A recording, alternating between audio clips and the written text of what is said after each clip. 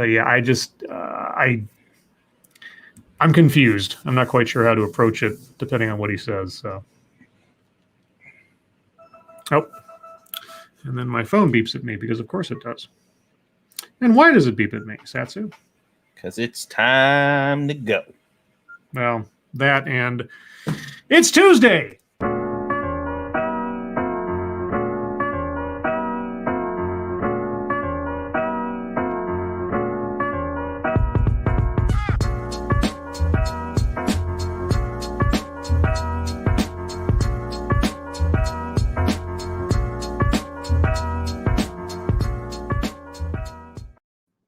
Hello, everyone, and welcome to the Lords of the Night. With me, as always, is the Lord of Pennies. That's what it is. I was about to say the Lord of Punishment. That's me. Satsu 2 cents.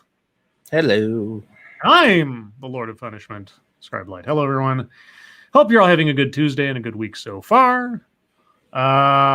Just a note for those of you who are longtime viewers. Yes, a rare instance where I recycled a thumbnail from the past. The background and the overlay are new, but I recycled the thumbnail because after a long stint of not doing so, I am once again rewatching the best television show ever made, The Shield.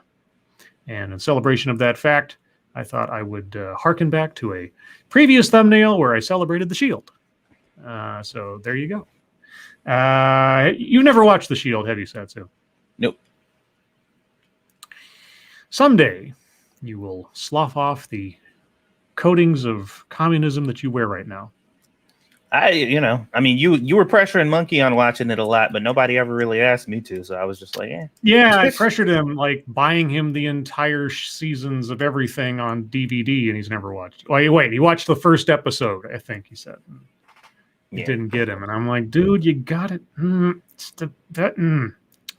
Like I say, it's one of those shows. I mean, a rare show where every episode matters. The story arc from the beginning has as much impact at the last episode that it has through the course of the rest of the series, where some one-off thing that happens in season 2 has a gigantic payoff in season 6. It is a show for people who just love. I mean, it's definitely a binge show before there was binge shows.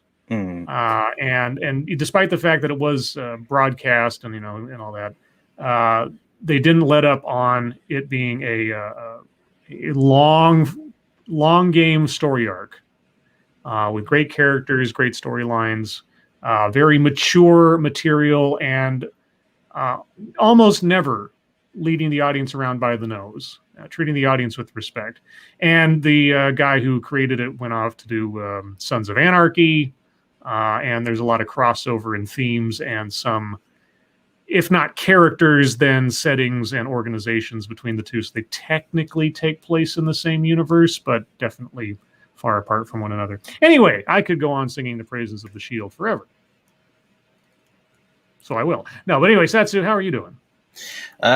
Pretty good. Just kind of been chilling out today. Today was kind of a blur for me, man. Not a lot happened. I ended up reading a lot of manga today. Uh-oh. Yeah, I was just chilling, and I got my new Squishy bought me a tablet for Father's Day.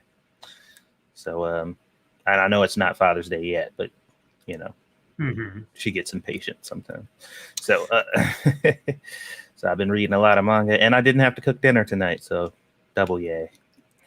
Thank you. This is Kyle. Hello, chat people in Latin. Hello, Kyle. Thank you so much. Today for me was just work, and nothing too exciting. Tomorrow is conference call as usual and all that fun stuff. And just kind of a nice, quiet day of not really having anything crazy happen, which is nice after, my garbage disposal exploding and my friend hurting themselves. And I tried that little thing in the MMO again today. Still didn't work. Still broken. It's very frustrating, and I want them to fix it so I can, because you can't continue on with the storyline and the thing until you finish this mission, and it's totally busted. The last boss, the pattern is you have to you eke them down to a certain level on their health, and then they rocket away for a minute, and then some ads show up, some minions, and you beat those guys up. And then the boss comes back and goes through another routine of attacks and things. And then the boss goes away again. It's that second group of minions that show up that all of a sudden they go from being manageable bad guys to somebody turned the volume up on the difficulty to, oh, this is the master difficulty on the top tier gear thing. And 3 shots kills you. I mean, no matter what I do, no matter what, there's no trick to it. There's no like you have to go over here to this spot and make sure that the thing doesn't hit you, or there's a red circle around you have to avoid, or some silly thing like that. No, it's just a couple of snipers show up, a couple of guys, they shoot you, and you're dead. And I've looked up online, and there's all these people that know exactly what I'm talking about. They're all complaining about it, and it's been going on for months apparently, and they haven't fixed it. And the thing is, though, to get to that spot, you have to grind through about almost an hour's worth of lead up, and you can't save your space or your place there. Like skip to it or something. Yeah, you can't skip to the end. If you quit out of it, you have to start from the beginning. Oof. And so it is a hour plus commitment just to get to that point, and then to get completely nuked every single time. Unfair. I mean, nothing in the entire mission even comes close to the difficulty or the cheesiness of that one point. And it's not even the boss itself doing it. It's the minions, not the minions of the zoo, although that'd be kind of cool too. Anyway, yeah, so not to go on too long about it, but that was part of my day too. I was just like, fuck it, I'm done. I'm not going to do this until I hear that they fixed it or something. Anyway, Monkey Dick, Jim Jones, movies, video games, hit that like button if you have not already. And please share our stuff. Share it far, wide, sideways, and otherwise. I said it before, we'll say it again. YouTube does a very poor job of letting people know that content creators like us exist. If we're not corporate backed or not a Disney kid or some talk show host, like an actual TV show talk show host. So if there's a content creator you happen to enjoy, whether it's us or someone else, please be sure to share their stuff and let people know that you like them, because that's the best way people will find out, because you guys are our best algorithm. Sean Uli says, what boss are you talking about, Scribe? I played SWTOR for years. Well, Sean Uli, this is a flashpoint called Spirit of Vengeance. And the boss is named Heta Cole, and she's a Mandalorian. And she, thus far, I obviously haven't gotten to the last stage of fighting her yet, but up to that point, completely manageable. And since the difficulty of that flashpoint, for the sake of continuation of things, is set on story mode, and story mode is not meant to be like a team sport challenging operation thing. It's just supposed to be, relatively involved for a single player to go through and complete so they can move on with the story. That's the story mode difficulty is like, it's technically easy mode. But it's required of you. It's not like it's like I'm cheating or something, or I'm dumbing it down. It's like you have to complete this in story mode first. It sort of like unlocks the rest of the stuff. And that one spot, I've read stories of people saying, "Oh, I did fine with it because my class did this, this, and this." But then there are other classes in the game that just can't make it, and there's no reason why the difficulty should jump up to 300 in that one moment. So anyway. Again, I could go on, but tall person, thanks so much. Happy World Oceans Day. The first thing I think of when I read that is, you ever see the pictures of Trash Island? Yeah. Yeah. If you guys don't know what that is, there's a giant, where I forget where it is exactly. It's down in the South Pacific, I think, somewhere. But anyway, where the waters of the world kind of swirl and combine together, and all the floatable trash has sort of coalesced into this giant mass that's like larger than Texas or something. And it's just sitting there on the surface of the water, and it's terrible. It's terrible. It's like it's you don't want to see it because it just reminds you of how dirty we made everything. Captain Planet would hate it. But anyway, Giovanni Prince says, so it's easier for some classes. That's what I read. But in order to get to that point, you have to like play through 75 levels of character advancement, and I've got other characters, but I don't want to have to grind everything that I've already just done to get there with somebody else. And besides, I want to advance with this character, the one that I put the most work into. And I can't. So anyway, I'm waiting to see if they'll ever update it or change it. Because until then, I just not going to do it again. I'm not going to give myself the aggravation. Anyway, I could go on about playing the Old Republic forever. And you have. I have. So let's move on to the news, shall we? Let's move on to the excitement that is the news. And what do we have first? Why it's our beloved vice president. I had to say, I saw the clips today and I watched the video. And it's a rare day where I have to say bravo, at least to a certain extent, to Lester Holt from NBC News for actually not letting her run away from things. And it's sad that I have to be happy about that because it should be the norm. It should be the standard. But like I say, kudos to him for not just being softball man. But anyway, moving on. Kamala Harris gets defensive during Lester Holt grilling about the border, if you can believe it. And the clips are just, I mean, they'd be funny, and they are to a certain extent, but they're less funny than they are just infuriating that this is the lady who's supposedly second in line to the presidency right now. Or I guess first in line, technically. I guess that's a better way of putting it. Vice President Kamala Harris defended her leadership of the Biden administration's efforts to alleviate the surge of migrants coming to the U.S. on Monday and dismissed calls from conservatives and even Fox News for her to visit the border. Register for free to continue reading. God dang it. I got to find something about this that doesn't cut me off at the knees so I can actually read it. Let's try this. Okay. I don't want to register. I don't want to pay you a dime. I should find an archived version. But anyway, no, I don't want the video to play either. Go away. Go away. Stop playing these things. All right. Vice President Kamala Harris pushes back on criticism for not visiting the U.S.-Mexico border. Vice President Kamala Harris pushed back against criticism she's received for not visiting the U.S.-Mexico border as she leads the White House's efforts to address a surge of migration to the U.S. During an interview with NBC News that aired Tuesday, host Lester Holt cited criticism of her decision not to go to the border and asked whether she plans to visit. Quote, "At some point, we are going to the border," she said. "We've been to the border. So this whole thing about the border, we've been to the border. We've been to the border." Quote, "You haven't been to the border," Holt noted. "And I haven't been to Europe," the vice president responded. "And I mean, I don't understand the point that you're making. I'm not discounting the importance of the border." Shall we go over that one more time? Okay. Kamala Harris, quote, "At some point, we are going to the border," she said. Quote, "We've been to the border. So this whole thing about the border, we've been to the border. We've been to the border." Lester Holt, quote, "You haven't been to the border." Quote, "And I haven't been to Europe." What a rejoinder. Boy, oh boy, that put Lester Holt in his place. Boy, that sure showed Kamala Harris knows what she's talking about. We went to the border. We're going to the border. At some point we'll go to the border. We've been to the border. Who's we? The royal we? You haven't been to the border. And I haven't been to Europe. You're right. You have zippo as far as foreign policy experience. And having been assigned the task of curtailing migration to the border back in what was it, March?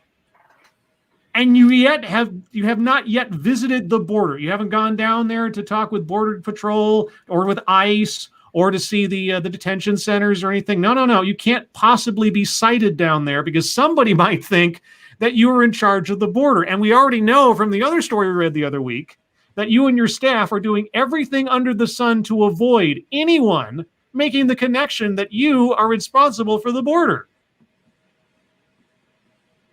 And this is how you address this. By lying.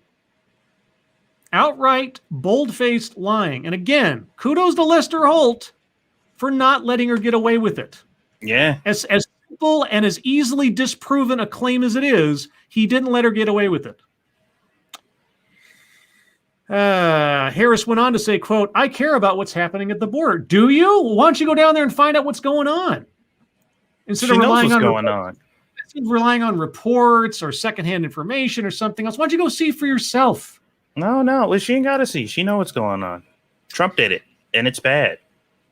Harris took her first trip abroad to Guatemala and Mexico, where she met with Guatemala President Alejandro Giammattei on Monday, and then on Tuesday is meeting with Mexican President Andres Manuel Lopez Obrador. The trip was part of her focus on addressing the root causes of why migrants from Central America are heading to the U.S.-Mexico border. Yeah, and what did the president of Guatemala say about that? What was his observation as to what has caused an increase of people leaving his country to head to the U.S.-Mexico border? Oh, yeah. The Biden administration's rhetoric. Who gives a fuck what he says? I guess not. There has been a dramatic increase of migrants coming to the U.S.-Mexico border over the past several months. In April, Border Patrol officials encountered a record number, 178,622 migrants at the border, which includes unaccompanied children, families, and single adults. Some lawmakers have criticized President Joe Biden and Harris for not visiting the U.S.-Mexico border. Many Republican lawmakers have called out Harris in particular, given her role of addressing the root causes.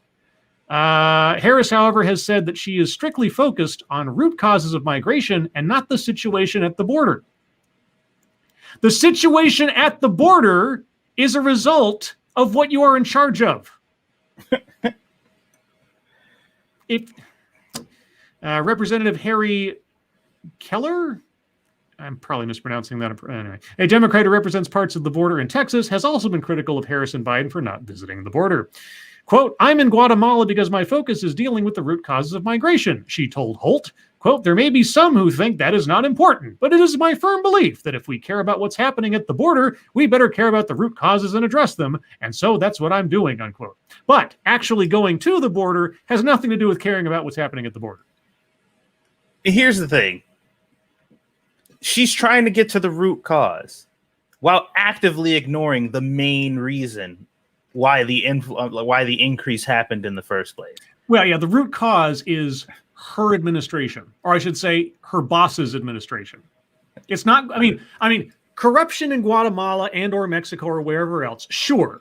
That has, in some way, shape, or form, always been a driver of people wanting to get out of that country. The violence, the corruption, and certainly the economic opportunities that make themselves available in our country, illegally and otherwise. Sure, those have always been drivers for people to come here. But this particular dramatic increase in the last 6 months, you know what the root cause of that is? Because were we seeing that big a spike during Trump's regime when he was saying, no, you don't get to stay on this side of the border while you're waiting for your paperwork to be processed. You can stay in Mexico. And so on and so on. Now, he only had a couple of years to implement those policies. But if you had those going long term, I bet you dollars to donuts, we would not be seeing the kind of increases we're seeing now because the incentives to come to the border would be reduced drastically. The chances that you would actually get across and or just find residence here temporarily or otherwise would go down drastically. But as soon as Biden's like, oh, we're just going to let everybody in. We have to do away with the wall. It's like, oh, boy. And the one thing that they're overlooking is it's not exclusively poverty and horrible things that bring people over to the border. Some people just want to come to America because even in a, not impoverished zone, living in America is still better by comparison. They just want to come over here to make a better life. So what the fuck are you going to do about those people? The people who aren't, running away from something, who are just like, yeah, they said America's great over there. Look at all the free shit we get. Well, it's and we have laws on the books, and they've always been there that someone can come to the border and apply for asylum, and then that gets processed. Now, of course, the whole system's overloaded up to the yin yang as a result, but there is a legal process for coming to the border and saying, I seek asylum from this, and this, and then you get processed, and then over the course of time, your claim is investigated. Do you have a valid reason to be escaping your country, political persecution, a war zone, some other threat that is just, unavoidable in the country that you're in and seeking asylum here? We have laws on the books for that. So someone coming and saying, I seek asylum, yeah, there's a process. And it's entirely possible that they'll find that there's no basis for your claim and they send you back home. But because of the backlog, it can take years to reach that point. And in the meantime, you could find yourself living in America temporarily while your paperwork is processed. And that alone is worth the price of admission if you can get over here and still find a way to work or earn a living or send money back home in the meantime. That's as if you do it legally. If you just decide to cross the Rio Grande and jump the fence or something else, that's completely different. And of course, then we don't even talk about all the people that die trying to make it here, or who are hijacked or murdered or trafficked or otherwise. But those numbers certainly don't go down when you enter office with the rhetoric of, we're going to do away with these xenophobic, racist policies of the Trump administration. Or not even racist policies of the Trump administration, but just exercising our border laws. I think Chicago Mike, when does it become Trump's fault that Harris refused to go to the border? Well, somebody might make that comment, but there's not even a shadow's ghost of a basis on which anyone could take that seriously. Not even in the media. I don't. That doesn't make any sense at all. If the president and or the vice president is prevented from moving through the country over which they govern because Trump, I would love to hear that one. I would love to hear them cede their ability to do their jobs to Trump in this case.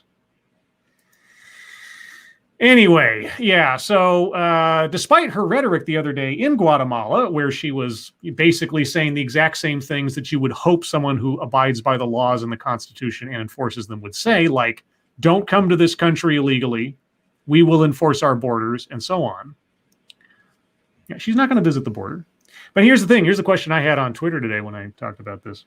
After this scathingly embarrassing interview, where she's grinning like an idiot the entire time that she's being raked over the coals for the words that are coming out of her mouth, do you think, Satsu, that this increases or decreases, if it could decrease any further, the chances of Kamala Harris or Biden going to the border? It really depends on how the media decides to handle this one. Really? Because I've already seen some stories talking about it. Mm-hmm. And most of them, once again, they're just like, we're going to play it safe and just talk about what happened. No commentary. Don't give your thoughts. Don't think about it. Don't compare it to other presidents and what they did and how they went to the border. Don't say shit. Just talk about what happened and leave it at that.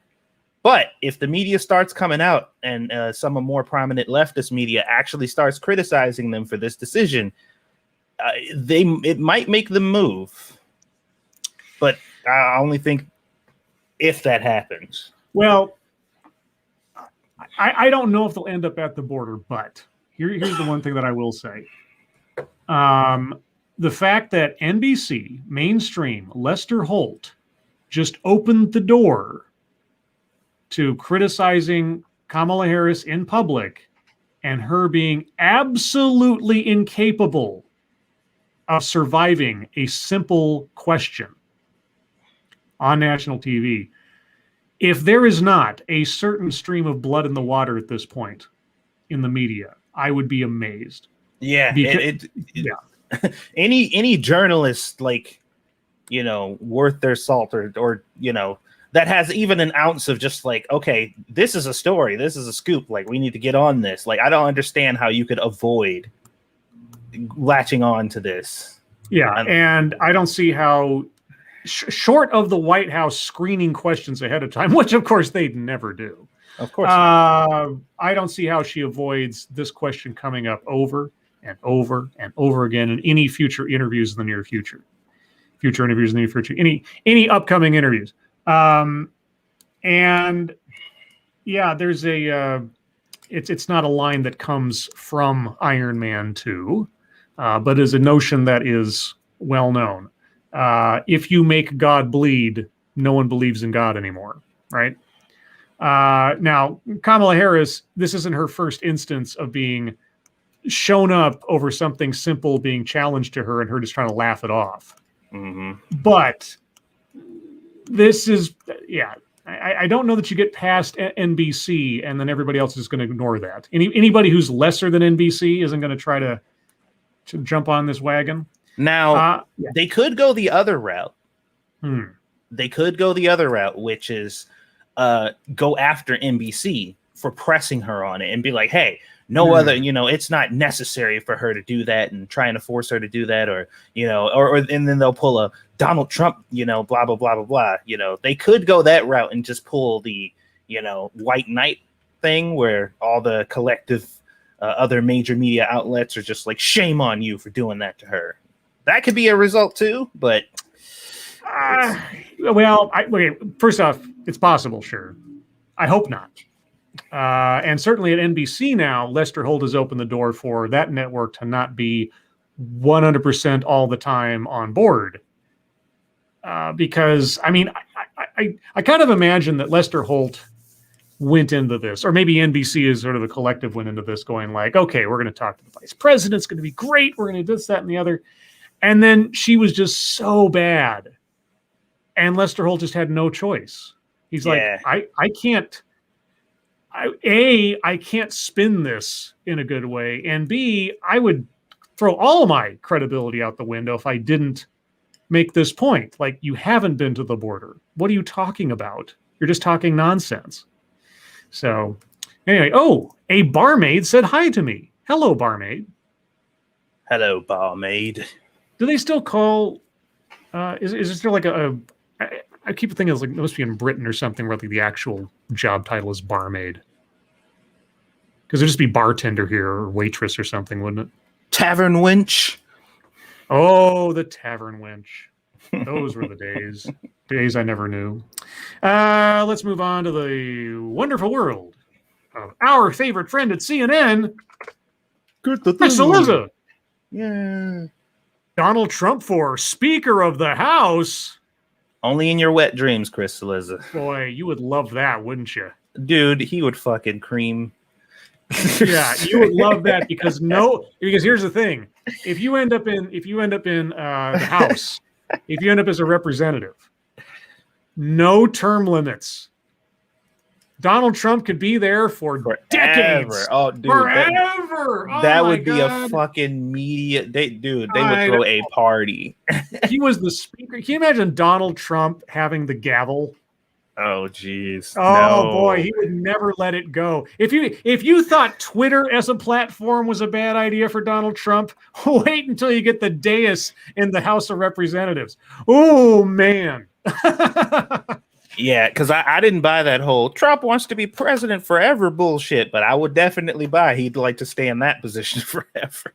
Want to hear a crazy idea? Of course you do. Let's go step by step.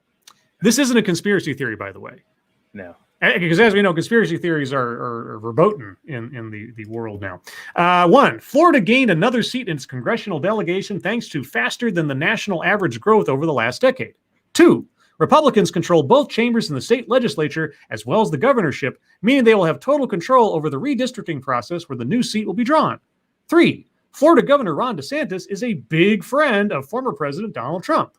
4, Trump makes his permanent home in Palm Beach, Florida. Which brings me to this exchange between the former president and conservative radio talk show host Wayne Allen Root. Never heard of him. Late last week, as recounted by the Washington Times.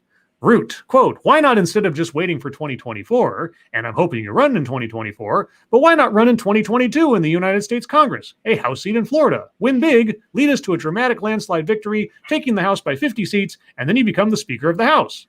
Trump. It's very interesting. That's so interesting. And people have said, run for the Senate. Okay, run for the Senate. But you know what? Your idea might be better. It's very interesting, unquote. Now, that idea doesn't seem so crazy, does it? What? An independent citizen running for public office? Yeah, it doesn't sound crazy at all. I don't know what to tell you, Chris. You'd love it. You would love it. Every second of it. You would have a job as long as Donald Trump has a job. Thank you, Keldrig. Why would you put the image of Chris Eliza creaming out in the world, Satsu? How dare you? Now, see, this is your fault. Usually you're all complaining about people putting images in your head, and now you're talking about Chris Eliza creaming. Well, I mean, I just couldn't think of any other result as to Donald Trump getting into such an illustrious position. And now you're talking about positions, and Crystal is agreeing. Okay, well, you do you, boo. Let's see. Now that idea doesn't seem so crazy, does it? Well, okay, it's still very unlikely to happen, mostly because Trump doesn't really seem like the kind of guy who would be cool serving in the House after he had been president. Okay, first off, I don't know what Donald Trump's going to do, but Chris, what is one of the running themes that you and your outlet played in regards to Donald Trump for the previous 4 years? What was one of the running themes of his behavior when it came to being in public office? Oh, yeah, he was unprecedented. So him doing something that doesn't make any sense to you, me, or any quote-unquote sane person, you really... now, I don't know if it's going to happen or not. That'd be hilarious if it did. But anyway, let's see. 2 small potatoes for him, even as speaker. I don't know. Isn't it amazing how well they feel like they know? Like, it's so weird. They know him so well, even though he's completely unpredictable and just this, this random entity or whatever. They seem to know every move he'll make and every reason he does everything that he does. It's so odd that they have that kind of intel. I'll say it again. My first thought is, if he wanted to troll the entire establishment by making sure that he can never be shut up, being the Speaker of the House would be the perfect spot for Donald Trump, if that was his goal. It's in the name, Speaker. He loves to speak. Yeah. Like, are you serious? Yeah. I mean, who needs Twitter? Who needs Facebook? Who needs Parler when you have the House floor and the gavel? I mean... Jesus. Okay, and because every poll I've seen, and Trump has seen, shows him romping the potential 2024 GOP presidential field, it's hard to imagine him deciding to run for a House seat in 2022, no matter how easily he might be able to win a district drawn for him by Florida Republicans. Pliant, that's a good word. But before we foreclose the idea of House Speaker Donald Trump in 2023, let me remind you that the Speaker does not have to be an elected member of Congress. It can be anyone who a majority of House members choose. Could that person be Trump? Probably not. Okay, almost certainly not. But let's remember, this is a guy who thinks he might be reinstated as president this summer. There's nothing, and I mean nothing, so outlandish that he wouldn't at least consider it. The point, this speculation is just that. Speculation. Of course, it's speculation that the former president called very interesting, not once, but twice, less than a week ago. So, ... So as long as the person in question that you're creating a conspiracy theory about was like, that's interesting, then it's okay to spread conspiracy theory. See, that entire point, save for the specificity of Donald Trump, that kind of encapsulates the entirety of Chris Cillizza's current career. Yeah. He writes an entire article based on his just offhanded speculation about a thing that might happen, probably won't happen, but it might happen. This is the same guy that for months on end was telling us that Kamala Harris was going to be the front runner for the presidential nomination. Mm-hmm. And yeah, so anyway, I mean, Chris's ability to estimate the quality of a person's political prowess is par excellence. Moving on. So this is, I'm going to bring this one up real quick, and I know we're over time a little bit, but this is kind of a personal story to me. There's a personal connection after a fashion. Mm. So now this story is a couple of days old now, but it was brought to my attention on Twitter. And it relates back to something that I covered on my channel, which no one in the world has any access to any longer, or at least nobody that wasn't prescient enough to download a copy of the podcast in question. Editor of top medical journal resigns over structural racism remarks. And they're not even his remarks, as far as I know. The editor-in-chief of the prestigious Journal of the American Medical Association will step down after the publication received backlash over controversial comments made by another editor on a podcast. Dr. Howard Bachner who has held the top position at JAMA since 2011 and whose resignation will take effect on June 30th, announced his decision in a statement on Tuesday. He has been on administrative leave since March, while the American Medical Association reviewed the matter.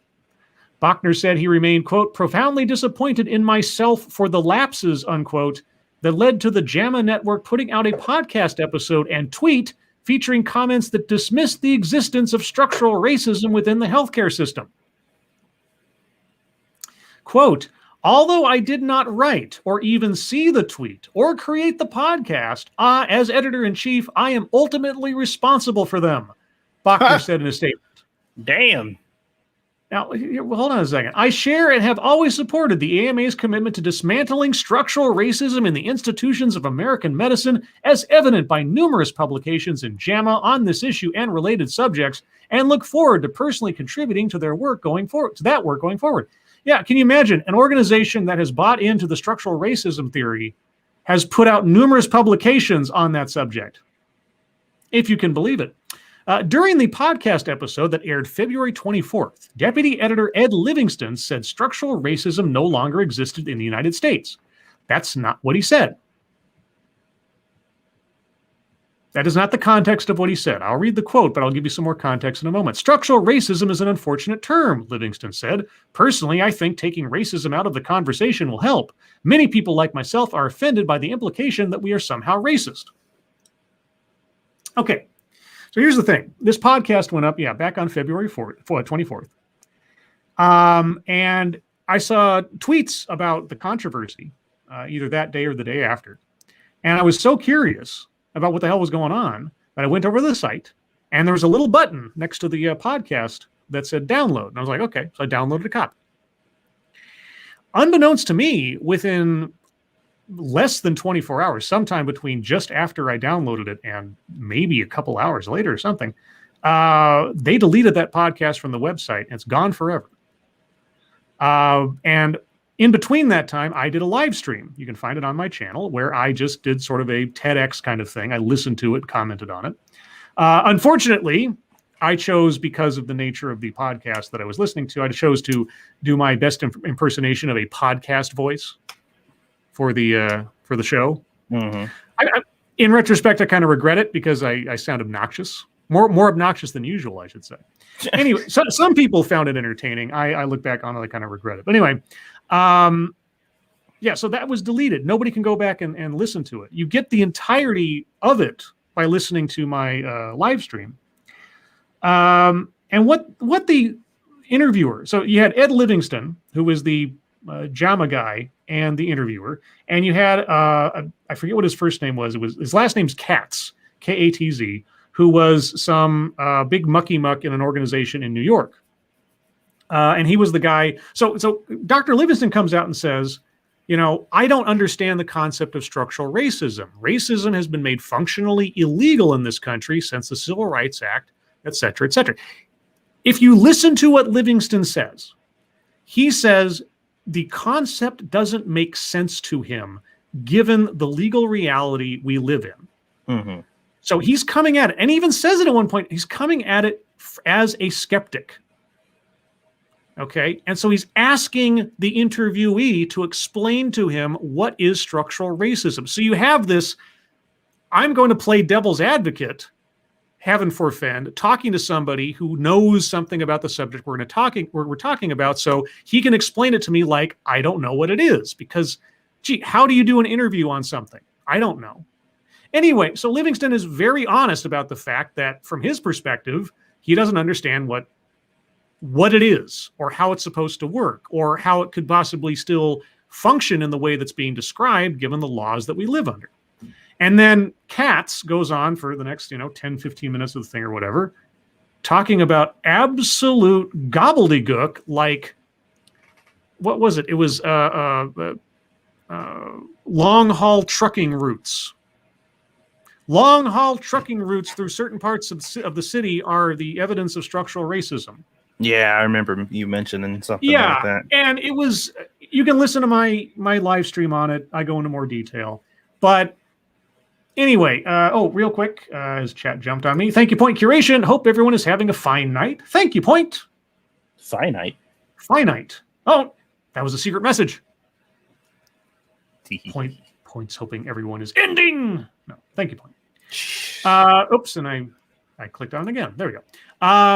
So anyway, the interview and the podcast to me was, I mean, as compared to other things I've listened to, was relatively benign. You had somebody coming at it from I don't know what this is, explain it to me. And you had somebody who's a true believer doing his best, which wasn't that great, to explain it. And that was it. And it was about your standard fare these days. But because there was even the doubt mentioned by Livingston in the podcast, I mean, he came out and said, I'm a skeptic. I don't get how this is supposed to work. That was enough. But here's the part that is admittedly pretty cringy, because the text of the tweet that was attached to them putting this podcast link out there read thus wise: no physician is racist, so how can there be structural racism in healthcare?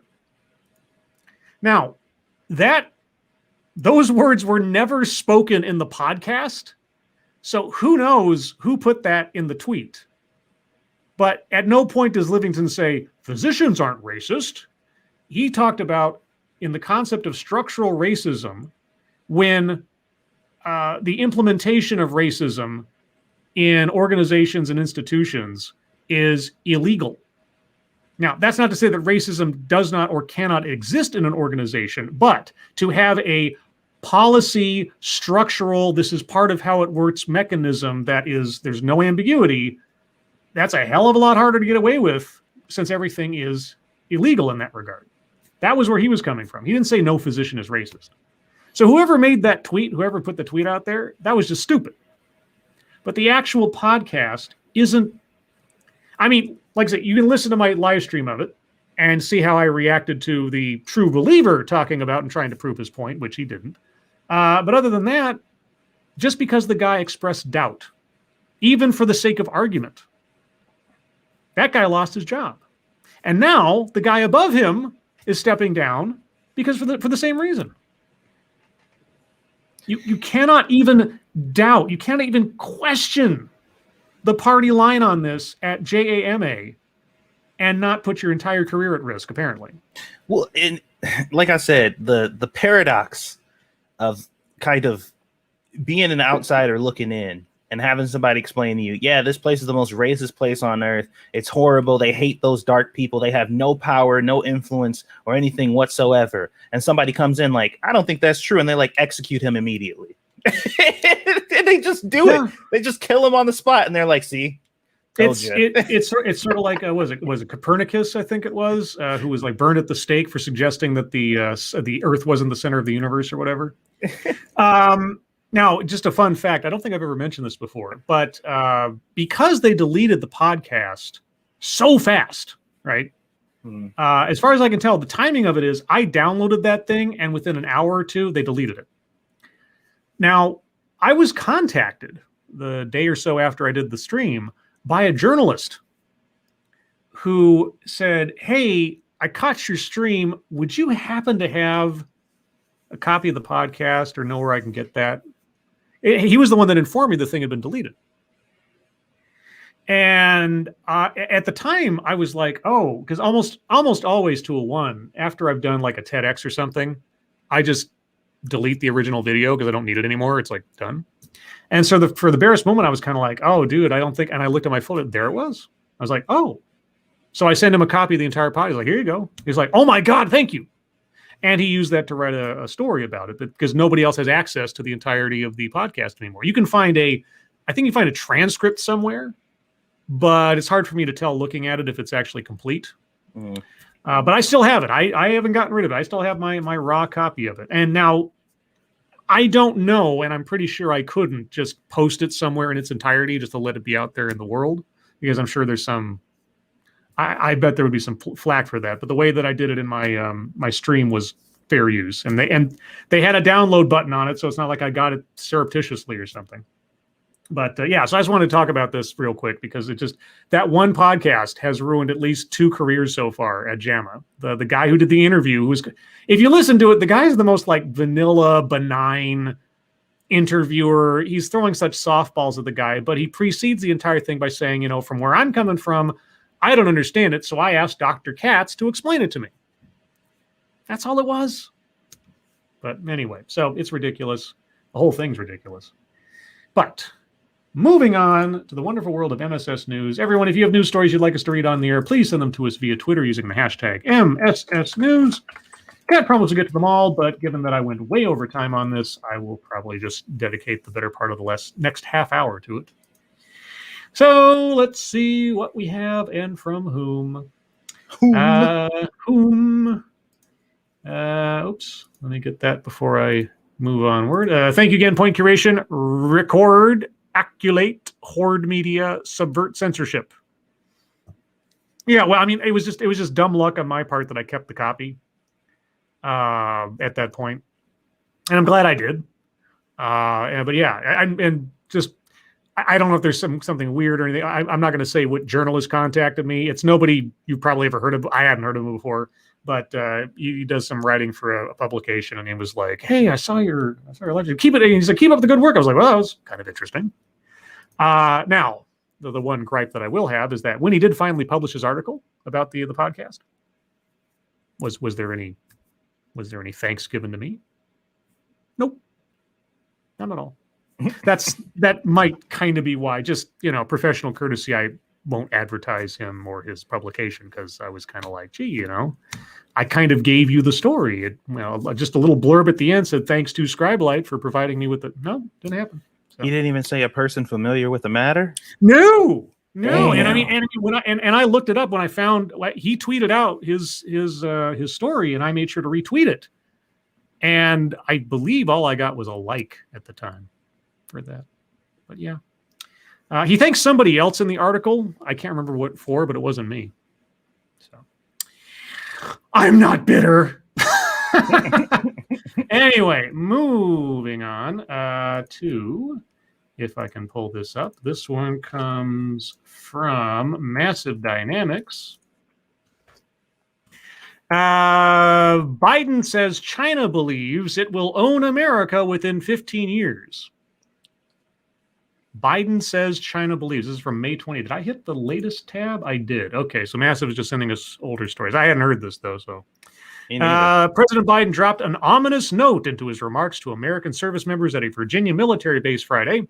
And before I do that, where'd it go? Thank you, Johnny Hillcat. He's lying. It was Chris Cillizza. Who said what now? Who's lying? You're lying.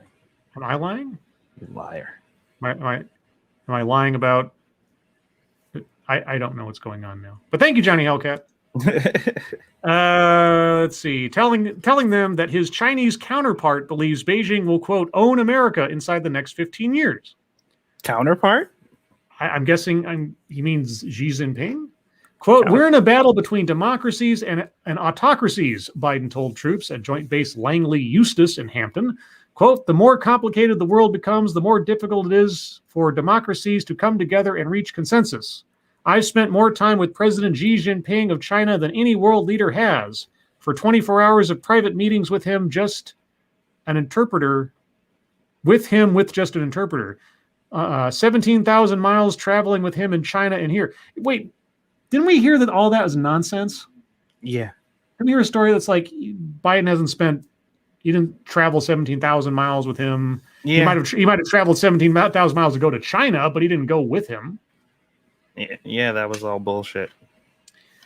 He firmly believes that China before the year 2035 is going to own America because autocracies can make quick decisions. The president did not elaborate on what was meant by own America. He made no other mention of China during his 23-minute remarks.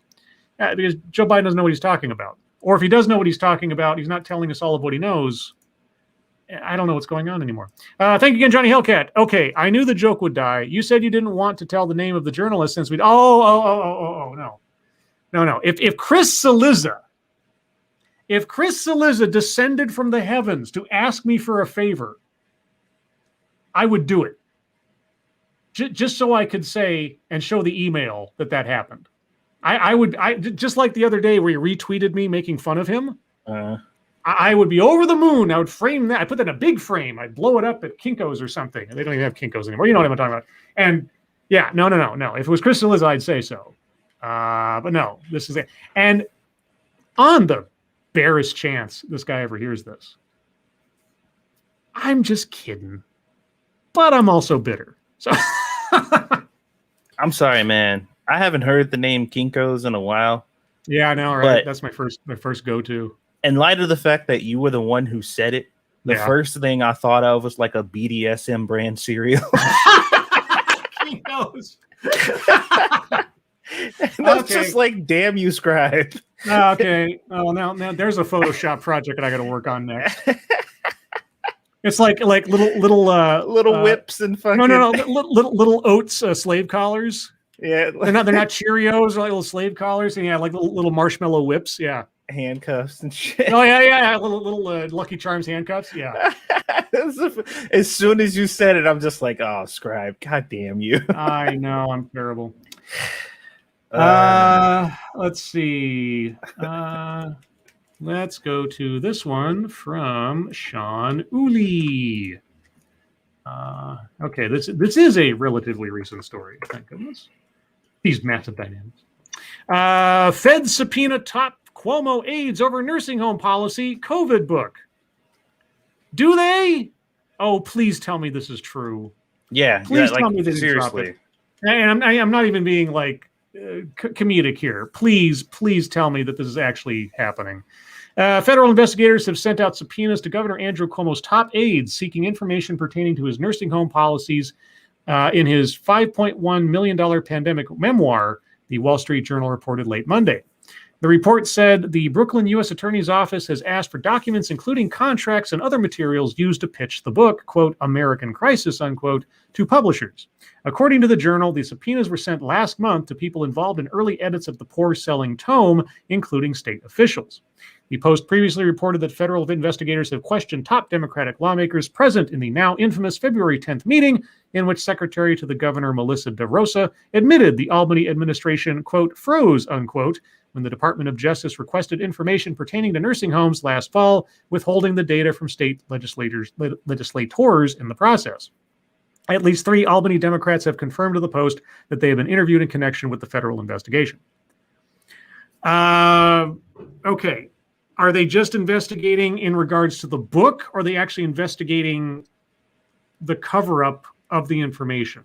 I mean, that's what It seems like everybody's focused on the least important things in this. Like, no matter what we hear about this, everybody's dancing around the fucking... Like, you have to actively... Like, it is an elephant in a tiny fucking room, and you have to, like, back up against the wall and duck down to get past this motherfucker. Yet they are still doing it. At the center of the probe is the state health department's policy issued on March 25th, 2020, which ordered nursing homes to accept, quote, medically stable, unquote, coronavirus patients who had been discharged from hospitals. The rule has been blamed for the deaths of hundreds, if not thousands, of elderly New Yorkers. For months, state officials only released data on nursing home residents who died of COVID-19 in care facilities, and not anyone who died at a hospital while undergoing treatment. In late January, following the release of a damning report by State Attorney General Letitia James's office, okay, but this information was known back in August.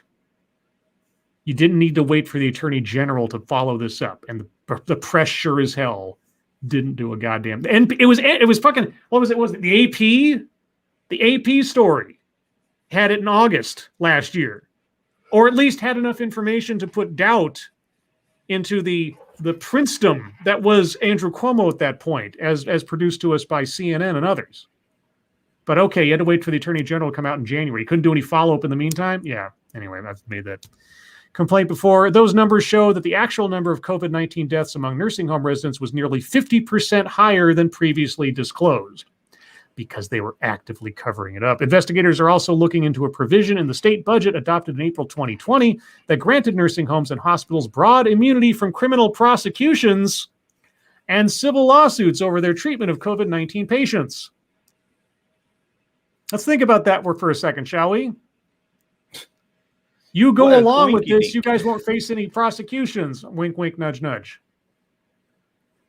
Right? Is that April 2020, right? And then when did this policy start? End of March 2020.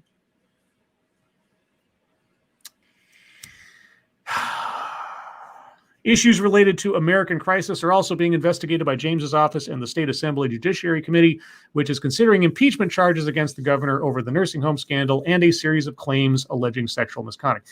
No. Hold on. I want to say something. It is sad. It is sad that the New York Post sticks to the actual issue and puts the sexual misconduct stuff at the bottom when every other major news site will only mention the sexual misconduct and almost never talk about the nursing home stuff. So again, kudos to the New York Post, but that just highlights how bad it's gotten.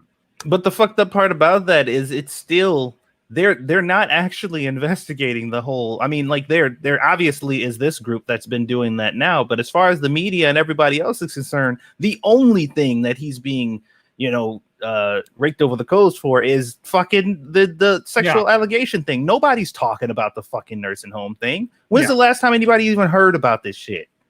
Like I said, New York Post, and they made the sexual misconduct the undercard because as compared to the nursing home situation, and not only the nursing home situation, but the cover-up was worse than the crime. Everything that they did, including immunizing nursing homes from criminal charges. I mean, you're looking at this is it's not even a conspiracy theory at this point. This is just a conspiracy to keep things quiet. Yeah, I am, okay. A, I am glad this is happening. B, why isn't this story top of CNN? Oh, I can tell you why. Because CNN, the Cuomo News Network. Moving on. We did one from Massive Dynamics already. Okay.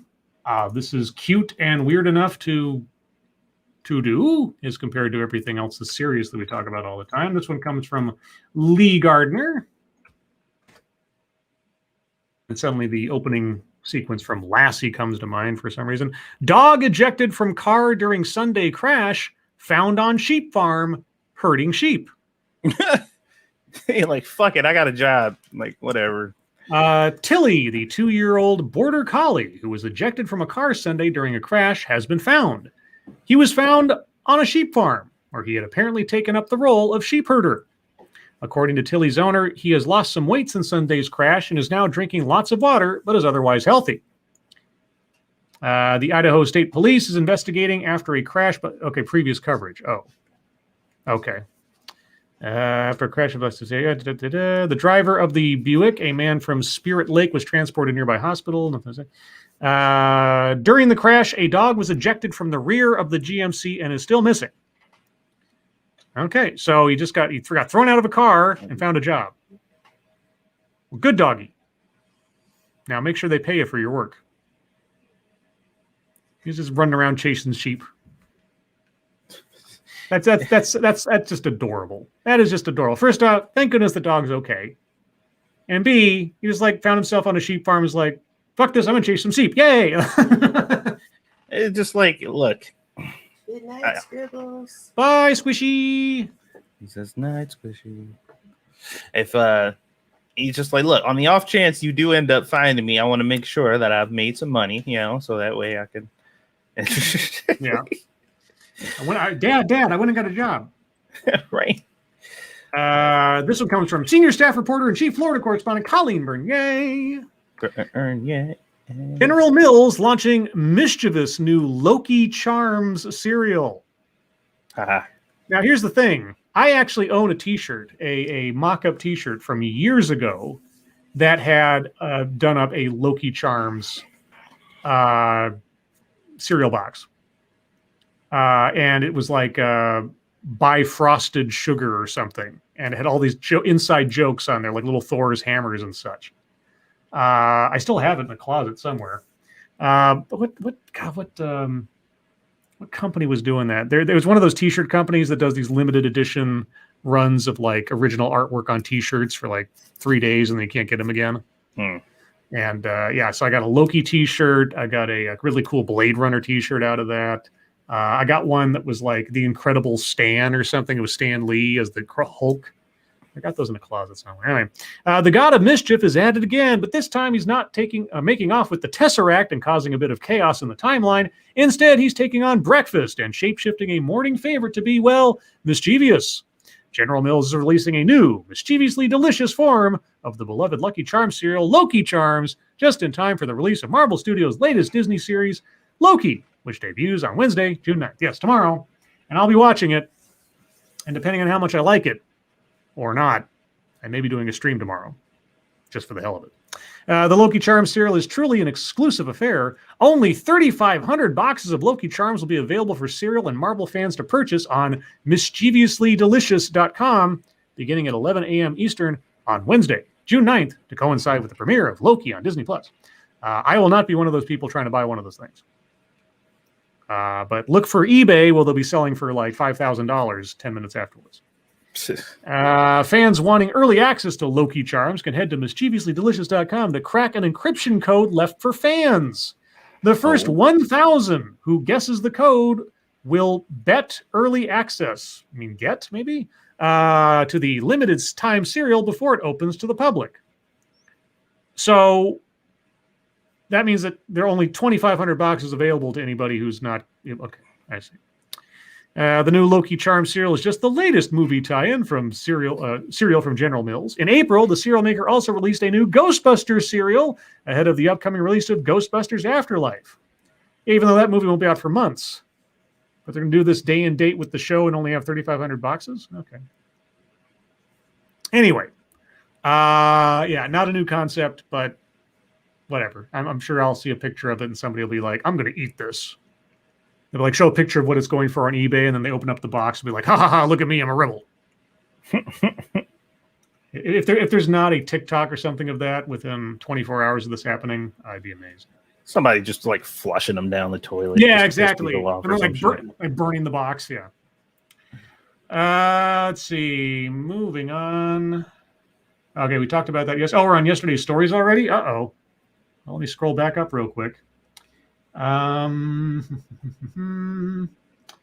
Okay, this one comes from the original Shroom. We'll do a couple more here, and then... AKA Terms of Service. Yes.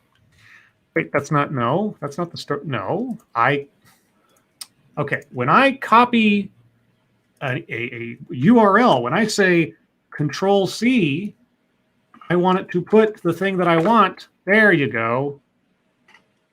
Ever happened to you? Where you copied something and you go somewhere else to put it and it just doesn't show up? Oh, yeah. Or it'll be like the last thing I copied. Yeah. Like, okay. Judge calls man, 27, who helped burn down Minneapolis police station in George Floyd riots a, quote, good person who made a terrible mistake, unquote, as he hands down 4-year prison sentence and $12 million fine.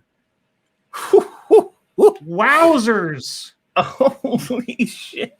Okay, okay. I'll tell you, I am decidedly surprised. The last of 4 men who admitted to burning Minneapolis Police Department's 3rd precinct building during a riot after George Floyd's murder has been slapped with a 4-year prison sentence and a $12 million fine. Bryce Michael Williams, 27, received the sentence on Monday from Judge Patrick Schlitz, who described the defendant as, quote, a good person who made a terrible mistake. When I read that, I thought, oh, this guy's getting a slap on the wrist. Nope. While the judge handed down a lighter sentence than prosecutors had requested under state guidelines. What were the prosecutors looking for? Lighter than $12 million? Well, maybe prison time. He denied Williams' request for probation because he said the defendant was a leader, quote, not a follower, unquote, in the attack. Oh, yeah. I mean, yeah. Williams of Staples was among the thousands of protesters who surrounded the police station on May 28th, 2020, 3 days after Floyd's death. At one point, the crowd was heard chanting, burn it down, referring to the police building and became unruly. They tore down a fence intended to keep trespassers out of the 3rd precinct, according to prosecutors. That's when Williams and 3 other men, Devon DeAndre Turner, 25, Brandon Michael Wolf, 23, and Dylan Shakespeare Robinson, Love it. Lit and threw Molotov cocktails at the building and caused the, quote, near total destruction of the building, acting U.S. Attorney W. Anders Folks said in a statement. Such fancy names. W. Anders Folks. Yeah. Okay. Pretentious names breeds pretentious people. All four men pleaded guilty to conspiracy to commit arson, and Williams was the last to be sentenced. Quote, Mr. Williams and his co-defendants have been held accountable for their dangerous and destructive actions. I think our federal, state, and local partners who pursue justice... I thank our federal, state, and local partners who pursue justice in these cases, Folks said. In addition to prison time, Williams will have to pay $12 million in restitution and will be subject to 2 years of post-supervision release. What does Williams do for a living, or did for a living, I wonder? During last year's protests, several businesses were looted and torched, and a suspected looter was shot dead. The city looked like war zone. It looked like war zone. Like Call of Duty? After former Minneapolis police officer Derek Chauvin knelt on Floyd's neck.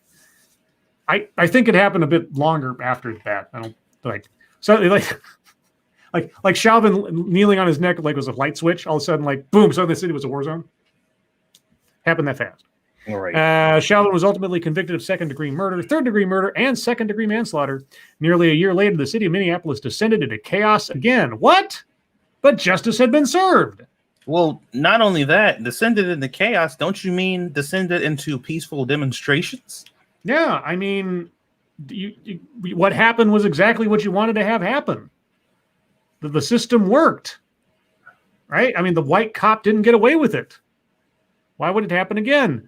Protests and violence have gripped the city since Thursday, when U.S. Marshals shot a black man, 32-year-old Winston Boogie Smith Jr., while attempting to arrest him on a warrant for a felony firearms violation. Did he happen to be holding the firearm that was violating the thing at the time? That is besides the point, Scribe. The Minnesota Bureau of Criminal Apprehension, which is investigating the shooting, said evidence at the scene indicates that Smith fired his weapon from inside the vehicle. Smith's family have called for the release of any video of Thursday's deadly encounter, including from security cameras, CNN reported. I call for that too. If you have body cam, dash cam, whatever that shows what happened, show it. The sooner you show it, the quicker you put down, especially if there's evidence of that, was justified, you put down any fuel for continued protests, riots, etc. Because the longer that you keep it secret, we saw what happened the last time. Let's see. The U.S. Marshal Service does not allow the use of body cameras for officers serving on its North Star Fugitive Task Force. Oh. There is also no squad camera footage of the incident. Oh. So it's going to be a he said. Oh, crap. Lovely. Hey, U.S. Marshals, you might want to consider investing in some body cams. I'm just saying. We live in an age now where it's pretty much the best insurance you're going to have if something is justifiable, and also the best way to be transparent when something isn't. Doesn't necessarily save homes and businesses and such, but yeah, that's a bad move. All right, let me check here. Let's see, anything else real quick? We read that one, did that one. We talked about that. Yeah. Let's see. Oh, right. Okay, I'll do one more here from Colleen Bernier. I tweeted about this, I think either earlier today or yesterday. I forget what it is now. But yeah, this is, you want to see what modern pimp looks like. Florida man accused of kidnapping woman, forcing her to join OnlyFans. Pimping has gone digital. I called him on Twitter. I said the digital monster pimp. A Clearwater man is accused of attacking a woman to try to get her to start an account on the sexually explicit site. Wait a minute. I mean, it's mostly now a cam girl site, but you can do other things, right? Yeah, like you can. I know plenty of people who have OnlyFans, and it's not like sexual stuff. Yeah. Either way, a Florida man is facing several charges after he reportedly kidnapped and assaulted a woman and threatened her with more physical violence unless she created an OnlyFans account. According to a local Fox affiliate, authorities from the Clearwater Police Department say that on May 19th, DeMarco Spears, 30, went into a fit of rage after he discovered via Snapchat that the victim had gone to a strip club without him. So we have a 30-year-old toddler. Okay. That evening, he called her phone a whopping 100 times in an effort to get in contact with her. Around 7 a.m., the woman in question finally called him back, which led to a verbal altercation. On the phone, you say? Could it have led to any other kind of altercation? I know, I'm being a jerk. Police say Spears then drove to the victim's home, and when she got into his car to speak to him, he responded by slapping her across the face and made threats to impede her child's visitation. This is complicated. Quote, Spears drove the victim around throughout the day trying to make her open an OnlyFans account at her expense, though he told her he would get any money made off the video. Does it cost something to have an OnlyFans account? It probably costs it. For premium or something? I don't think so. Like to make one? I don't think so, but... Yeah. Quote, he also ordered her to cash her paycheck and give him all of the money. She tried to flee when he pulled up to a mid-Florida credit union to cash the check, but he pulled her inside the vehicle and drove away. When Spears later drove to a Costco parking lot, the victim tried again to escape and called 911. When the suspect caught up with her, he allegedly tackled her to the ground and grabbed the phone from her along with her identification before fleeing the scene. As a result of their violent tussle, the victim sustained abrasions on her knees, left elbow, and left shoulder. The next day, Spears was arrested and is currently facing charges of extortion, strong-arm robbery, felony battery, grand theft, false imprisonment, and tampering with a witness. I got a feeling this guy's going away for a long time. Pecoraro says it costs nothing, and of course he knows. That's true. Pecoraro would be the one to ask. Yeah. Just submitting a photo ID. Oh, well, you see. Then it does cost something. It costs your anonymity. Let's see. The most salacious part of the story of this brutal attack is the fact that Spears was attempting to coerce his alleged victim into filming herself engaged in sexual activity with him and another woman to create an OnlyFans account as a source of income. Wouldn't it be kind of crazy if after this incident, like he got arrested or whatever, and she was like, you know what? Maybe I will make an OnlyFans. That would be a kind of sweet revenge. Like I am. I'm gonna do this. Make some of that money. And like, I don't know if you can name your OnlyFans page or something, but she calls it "Fuck You, DeMarco." Right. The OnlyFans page. Yeah. I will. Well, Squishy has made several jokes at this point about opening an OnlyFans, so I might have to hit Pecoraro up pretty soon. Like, hey, how's that looking profitable? The London-based content subscription site used to be popular among sex workers and their clientele, but over the last few years, particularly during the financial adversity spawned by the COVID-19 pandemic, the service has made its way into the mainstream. Because if you can believe it, people still love porn. Man, I have been dying looking for just constant things, side hustles, ways to make money. From your home, because obviously I'm here all the time, and I've seen quite a few promising things. As a matter of fact, one of them was actually making like journals and notebooks and stuff to sell on Amazon, which apparently is fairly profitable if we're talking about small margin kind of passive income profitable, nothing crazy. But I was just like, God damn it, dude. If I was a female, life would be so much easier. I would be on Twitch and OnlyFans, and that would it'd be fine. Like that's all I'd need to do. But now I gotta fucking actually try to think about how to start a fucking business. The struggle is real. Yeah. The struggle is real. Oh, we talked about the other night, like how many people have been doing like side things or doing other stuff when they're working from home rather than doing their jobs on company time.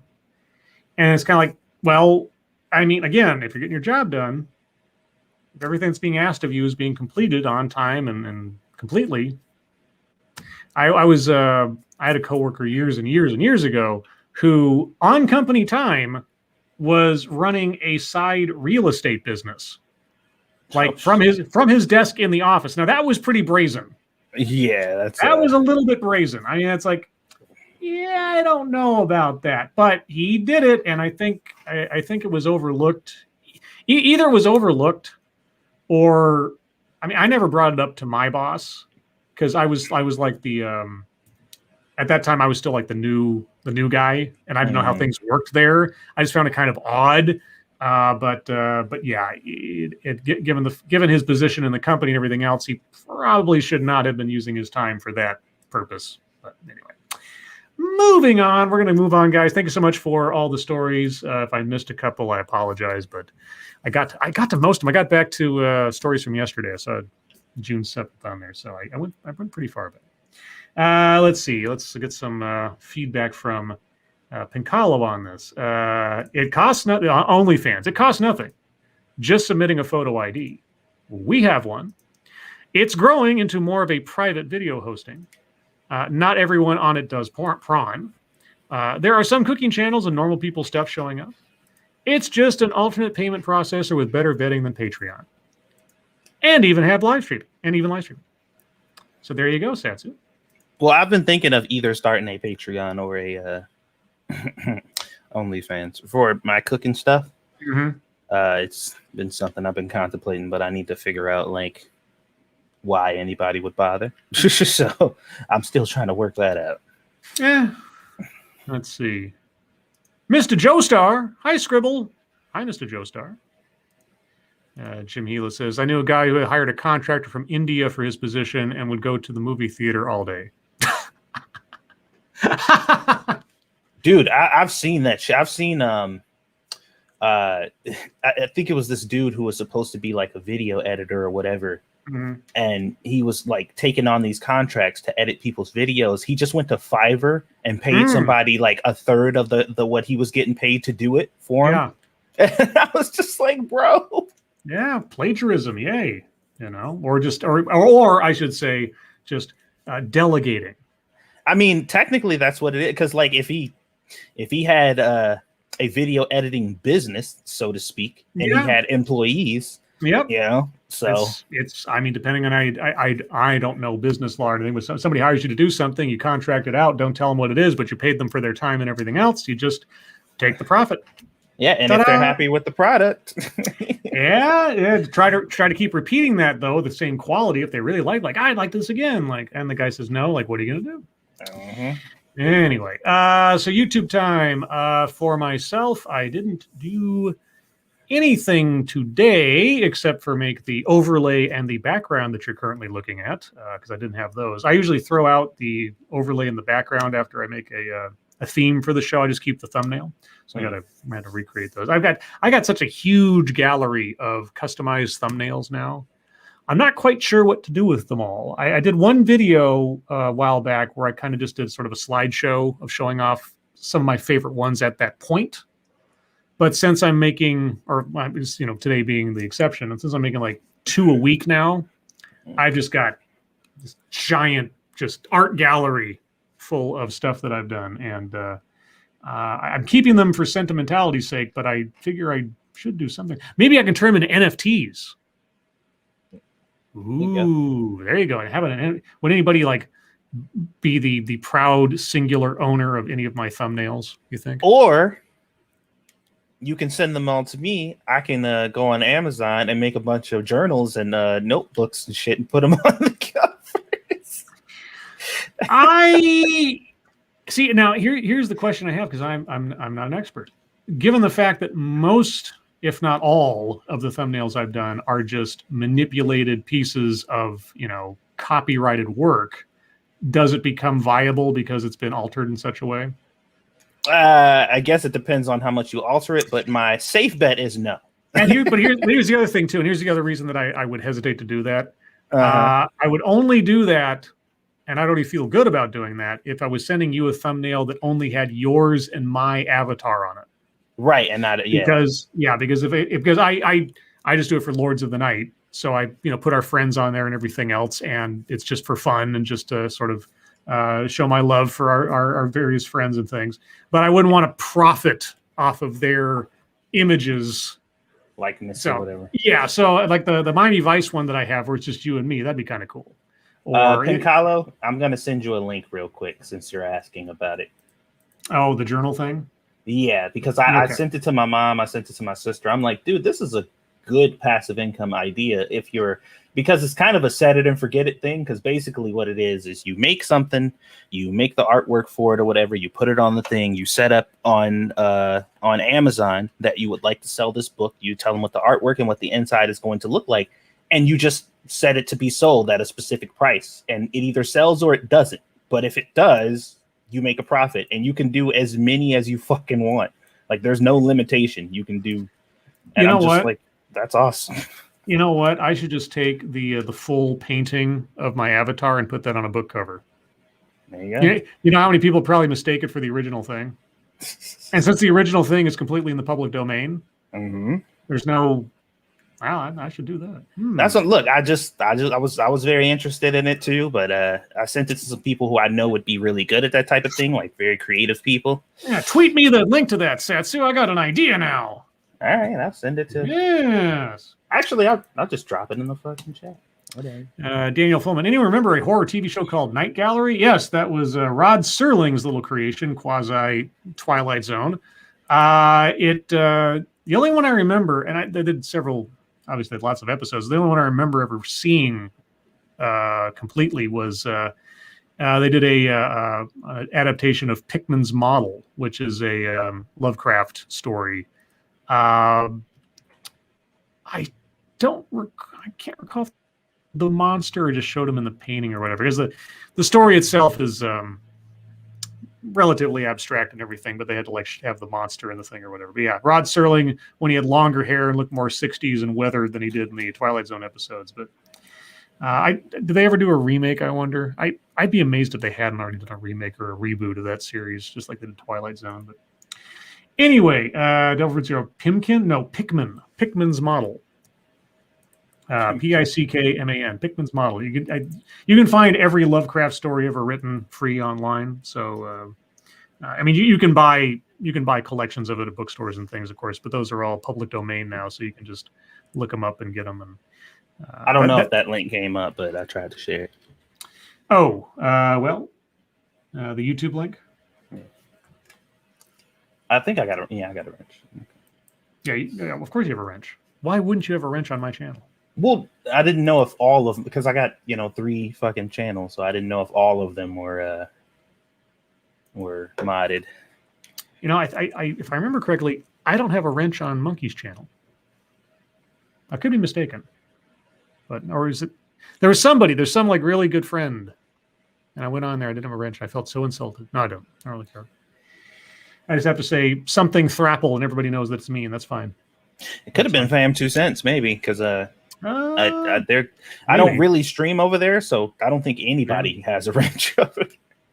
Other than that, back to YouTube time. So tomorrow I'll be watching the first episode of Loki, and depending on how it goes, I may do a stream of my thoughts on it sometime tomorrow.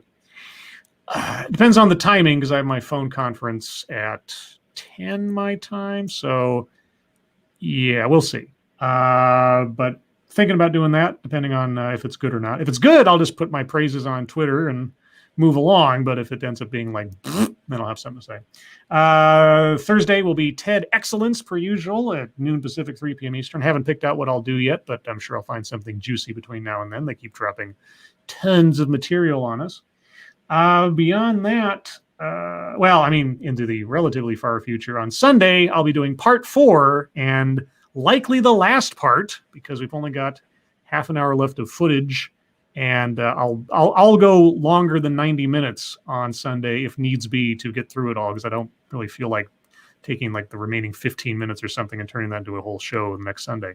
We'll do the final episode of the panel discussion from Oregon State University from 2010 on critical race theory, and we have entered question time, except that out of the 3 people that have talked so far from the audience, only one person actually asked a question, a very good question, and the people that bookended that person just talked gobbledygook. But the first girl that talked, you guys that watched the stream, you know what I did. You know what happened after she said, and I didn't interrupt her at all. I just let her go. And once she summed up, you heard what happened. And then, of course, the next person asked the most pertinent and good question that had been asked at that point of one of the speakers, and he did not know what to do with himself. He was running for the door, practically. But anyway, that's all my YouTube stuff. Satsu, what have you been up to on YouTube? Working on that 7 days video. I'm almost done with it. I just trying to make sure that it's correct, and I keep watching it over and over to be like, is this easy to follow for me? Is there anything? And then I'm like, what's missing here? Trying to make sure that it's good enough. I've been working on that. I turned in my week 3 assignment. And what was your week 3 assignment? It was I had to make Mexican style pinto beans and rice pilaf. Ooh, that's right. You mentioned, Yeah, and aced that.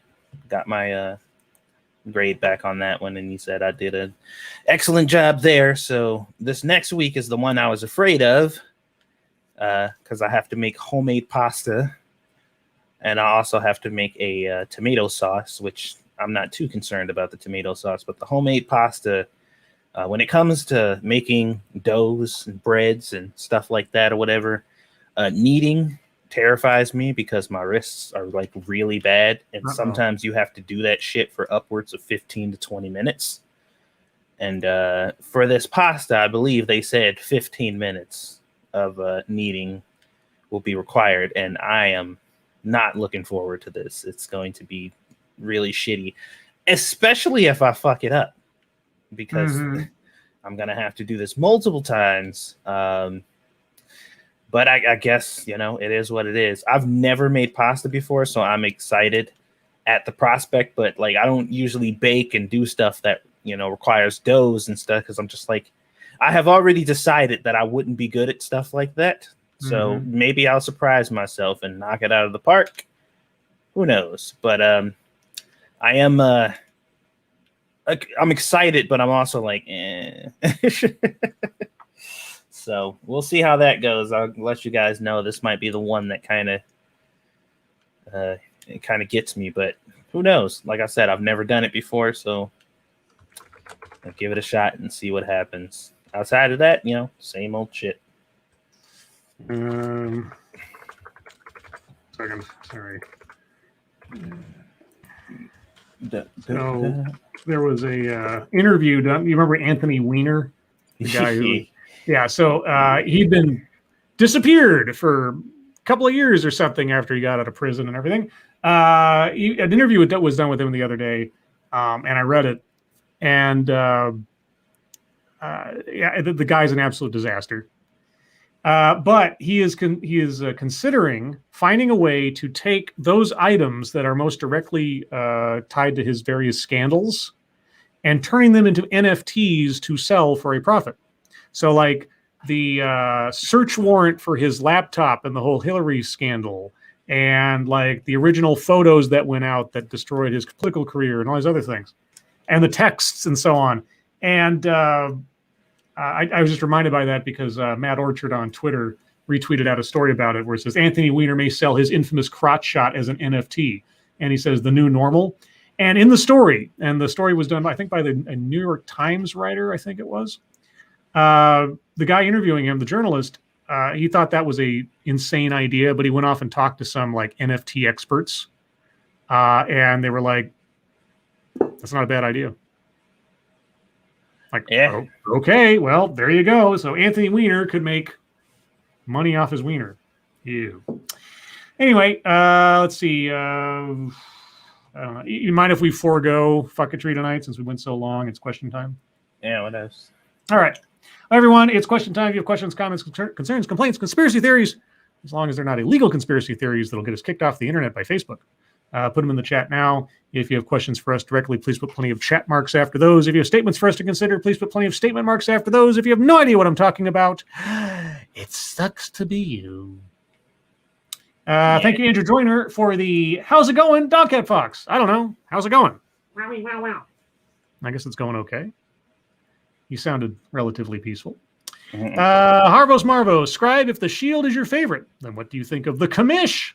since the lead is the same in both shows. Yes, Michael Chiklis also played the Commish. I don't even remember his real name or the character's name.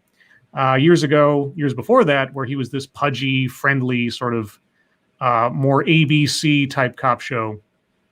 Fun fact about Michael Chiklis. He used to have a whole head of hair.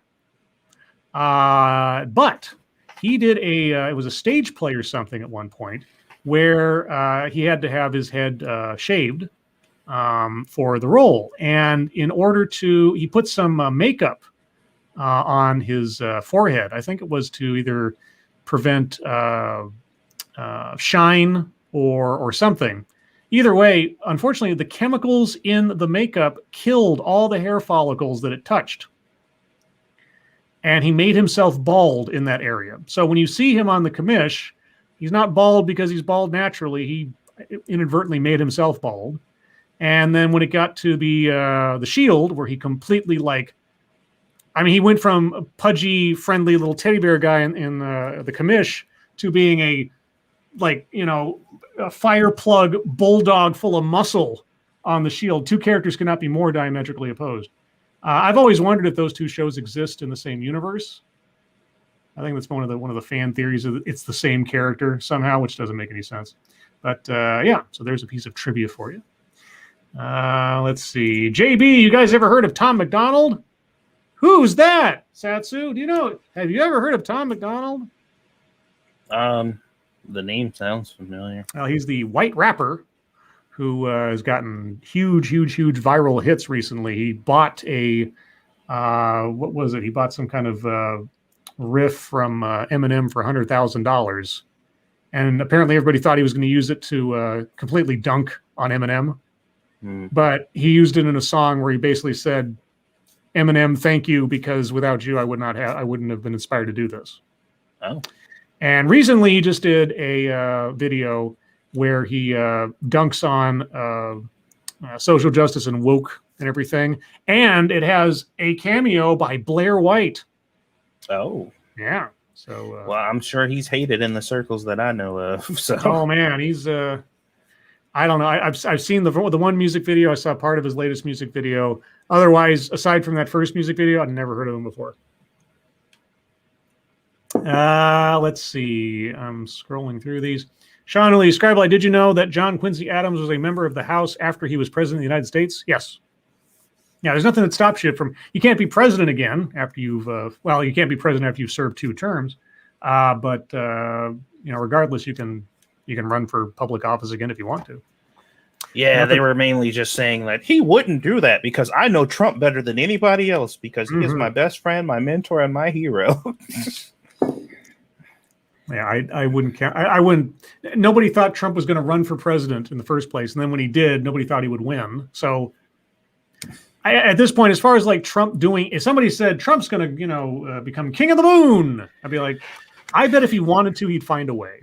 If anything, Chris Eliza coming out and saying Trump doing this thing, how ridiculous! Tee it increases it the chances of it happening by 50%. Yeah, if you just look up montage people saying Trump won't be president, and you've got lots to choose from because there's plenty of collections out there of clips people reacting to the idea that Trump could be president, going never going to happen.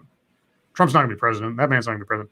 Yeah. So, Daniel Fullman, Satsu, you said one of your classes were questioning the other students. How did that go? Well, not exactly. Basically, what it was is they sent us a video clip, and we had to watch said video clip, and then we had to give a response to the video clip based on the question that was presented. So there was a clip they sent us of this dude in the kitchen, and they basically had him commit every mortal sin you could possibly commit in the kitchen. And it was what was the most egregious, safety hazard in this video? And you had to kind of explain what it was, what timestamp, why, and how to prevent it. And then after you posted your own response to that, you had to also go in and respond to 2 other people's assessment of the video. Okay. And that was the assignment. And it went well. I mean, I don't know how they graded or if they're going to or not because they didn't. but I know you have to do it. And they claim that this particular thing is like 15% of your grade.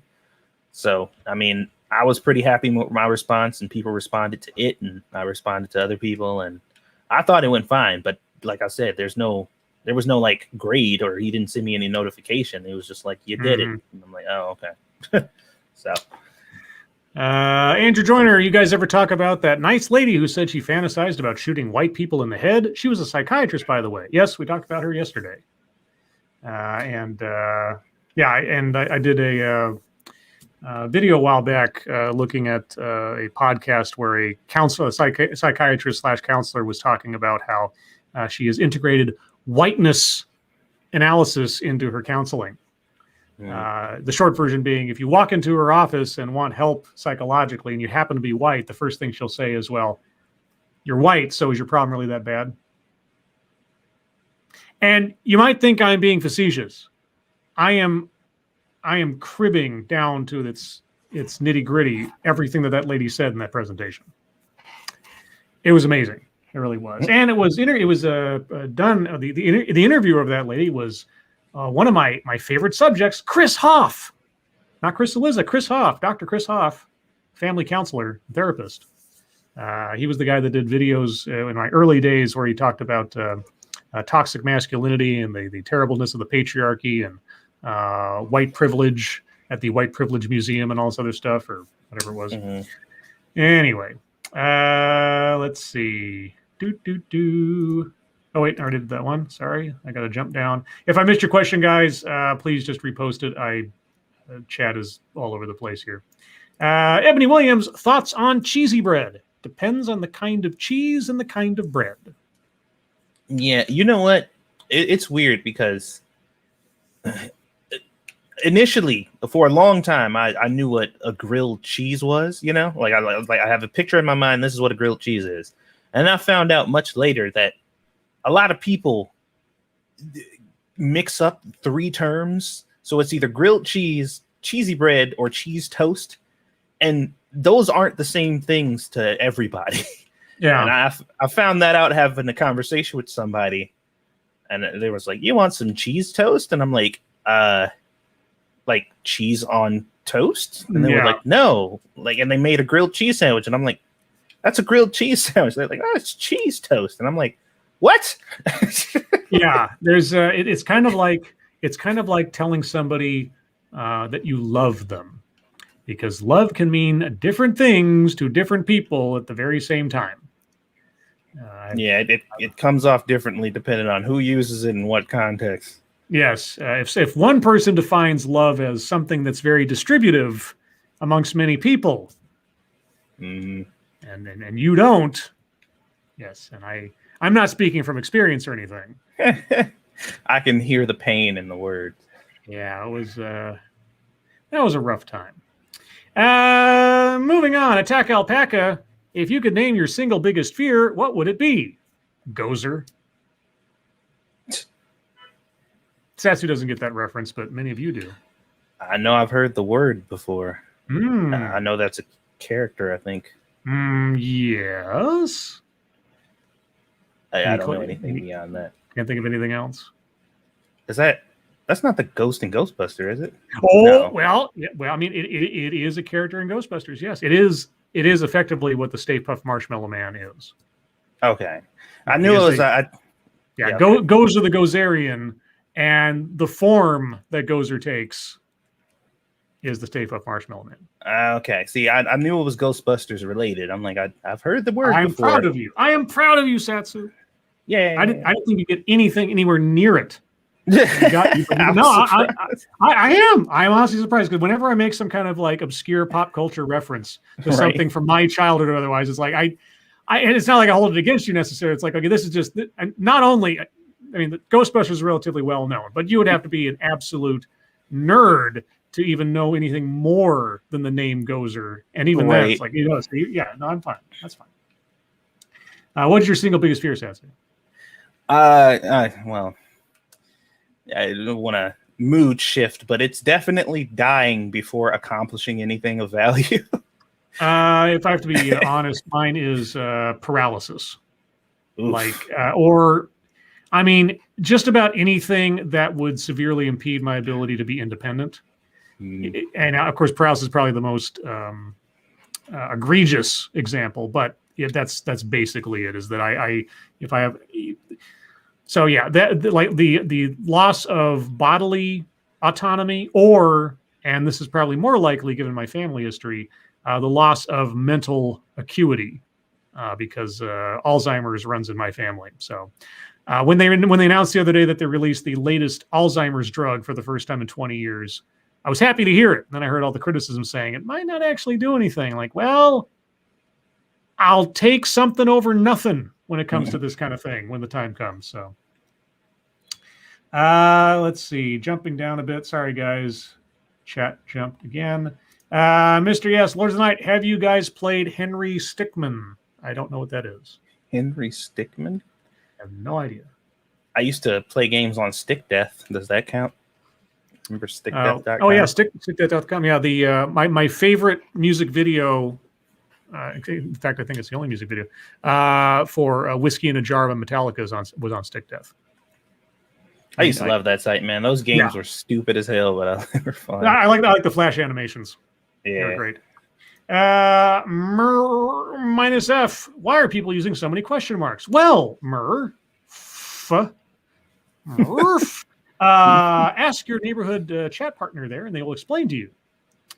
Or I could just not be an asshole and say, because in order to differentiate comments on the chat that are to us versus people talking amongst themselves, because we have a very active community here of people who have made friends with each other and started their own shows together, it's sometimes a little bit difficult to tell when someone's talking to us or talking to someone else in chat. So putting a bunch of question marks and or exclamation points denotes that chat message as being directed at us.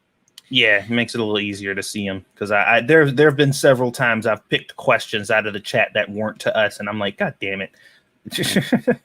Daniel Fullman says, Ghostbusters was released 37 years ago today. You know, Ghostbusters was the very first movie my sister was ever taken to the theater. Oh, really? Yeah. So 37. So yeah, she was 4 or 5, right? Something like that. So my mother was hosting a baby shower at our house. And so it was a bunch of ladies, you know, all giggling over, you know, baby clothes and celebrating everything. So my dad didn't want to be there. And my mom was like, well, why don't you take the kids with you so I don't have to watch them while I'm trying to, you know, entertain people. And so my dad's first thought is to take me and my sister. She was like 4, I think, and I was 5, whatever, to Ghostbusters.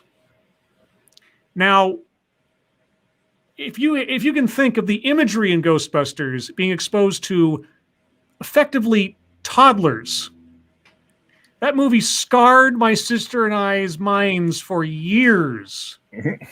But we love it because when it came out on video, my parents got a copy, and my sister and I would watch it all the time. And every time we watch it together, that opening scene with the librarian ghost always made us scared. We'd hide underneath this blanket.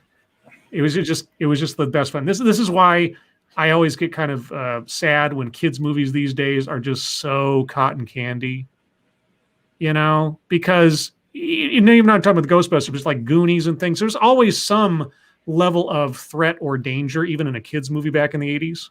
Mm. And they've for the most part just completely done away with that, because kids should be scared. There's entertainment in kids being scared. There's fun in being scared. Not in a horrible, gory way or something, but, you know, danger, a little darkness, a little, you know, skeleton popping out of the closet kind of thing. And it seems like they've just sort of sanitized everything down to where it's like, we can't do that anymore. I can't scare children. Don't traumatize children. Kids need to be traumatized a little bit. They need to be warned away from dangerous things. That's traumatized children. Yeah. I mean, that's what the Grimm's fairy tales are about. They're teaching a lesson, like don't go off with strangers, right? Hansel and Gretel. Don't wander around in the woods alone. There are lessons to be taught by injecting a little bit of fear into the stories that kids are told. That's what they're there for.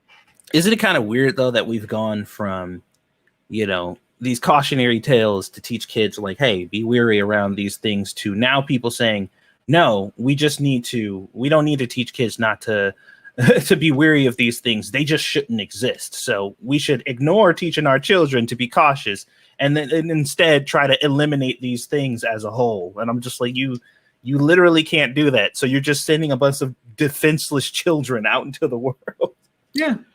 Like I say, I mean, you can't expose your kids to all the potential things they should be aware of in the world. That's why we had storytelling. That's why we had stories that taught lessons, moral lessons, lessons about the world, ways to be wary. You know, Little Red Riding Hood. You know, my, what big teeth you have, and everything else. You know, it's like, you know, be wary of strangers, be wary of people. If you're suspicious about something, if you see something, say something, that kind of stuff.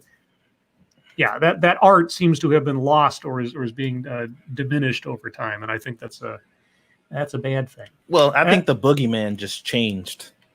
Yeah, that could be it too. Now it's like that person sitting next to you in your desk is the person you should be wary of now. Because be afraid of the people around you. Yeah, because of what they look like, or oh god. Delver Zero Scribe Light, would you be surprised to know that there's a ton of footage that the government has not released on January 6th? No, because I know there's like 140 hours of security footage or something else, and et cetera, et cetera. And they could easily do that. Who controls the government right now? Oh, trust me. Look, dude, about probably close to the end of Biden's presidency, all of a sudden, we're just going to get flooded with all these videos that are just like, well, maybe this didn't really work out or happen exactly how we said they did. Hidden tapes found reveals that things weren't quite as they seem. Trust me. Mark my words. It's going to happen. Check your logic. Where would you draw the line on content in kids' movies? I think the best active example I can give is the one I already gave, Goonies. Goonies had some pretty, for kids, some pretty intense stuff. So, dark places, a dead body, skeleton pirates, a kid almost being threatened with having his hand held in a blender. That stuff.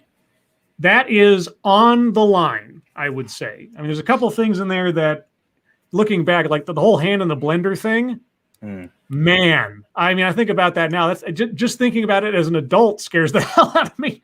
So that is, the Goonies, the events and the themes and the atmosphere of the Goonies is, I think, that should be the soft limit of how far you can go in some situations in a kids movie. And admittedly, that was more of a teenage movie and things, but the kids in that movie were like, they were mostly 10 to 12 at most, something like that. They were barely teenagers if they were, I think, except for what's his name, who was the older brother, and the girls maybe. But either way, yeah. So I think Goonies is a good litmus test for like how far can you or should you go with a kids movie as far as depicting danger and threat. I think that's as long as there's some adventure to it, as long as there's a way out. As long as you soften it up with some comedy afterwards, like when Chunk starts like spilling his guts to them, they want information of him, and he just starts telling them every terrible thing he's ever done, and they're just sitting there going like, "My God," it's awesome. Let's see. This is Kyle Scribelight. Since you were talking about SWOTOR earlier, what is your opinion on KOTOR 2? Also, can I shamelessly shill that I'm streaming KOTOR 2 after Lords of the Night? Well, yes, you can. What's my opinion on KOTOR 2? KOTOR 2 is a great game that was unfinished at the time of its release. Thankfully, and I watched this project go on for years. Actually, the original the Sith Lords Restoration project died, but there was a parallel project going on at the same time. And now it's just a standard patch you get or can opt into on Steam when you buy the game with the restored content and storylines and dialogue and everything else to the game because they rushed it out, which is unfortunate because the game was handed off to Obsidian. BioWare did the first KOTOR, and it's a classic. It is aged pretty well. My biggest gripe about the KOTOR, the first KOTOR game at least, was that the dark side options were mostly just, I'm going to be a jerk. There wasn't a whole, except for in some rare instances, there wasn't a whole lot of like, manipulative nuance to being a bad guy. It was just like, I'm going to demand money from you or something, that kind of stuff. And I always thought that the dark side needed a bit more of its due. And there is dark. Well, more insidious, not just bully. That's the thing that I wanted to see more of. Obviously, just being a thoughtless, blunt instrument kind of thing. Sometimes that does fit with the whole dark side deal, but being something more sinister than just a physical jerk would have been nice. KOTOR 2 had a bit more manipulation and stuff, since you could actually affect the outcomes of your companions, whether they would become good or bad. There was more conversation, a lot more interaction, a lot more role play in KOTOR 2, and also had some of the most philosophical content as far as how the Force works or how to look at the light side and the dark side.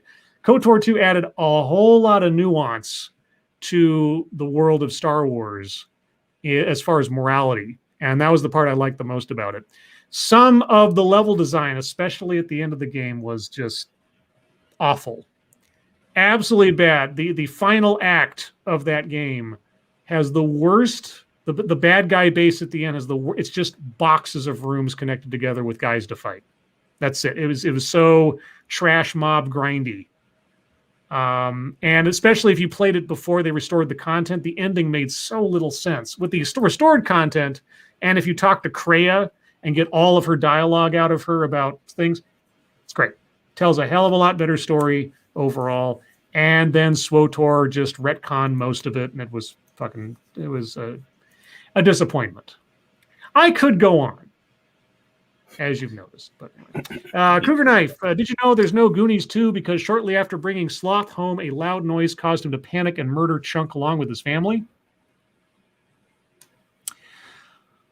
There was a Goonies 2. It was on the NES. So there. Also, the theory I heard for years, and which I thought would have been wonderful, but they've never done it, they probably never will now, was that they bring all the actors back as adults, and then they have to manage their kids going off on their own adventures. So they make it a generational thing. Because Chunk, in real life, Chunk went on to become an entertainment lawyer and got so svelte. I mean, you wouldn't even barely recognize him now. You look up what Chunk looks like now, and it'd be amazing if he showed up in the show and they all got back together again to rescue their kids from some kind of danger or whatever. It'd be great. I still think they should do it. It might not be too late.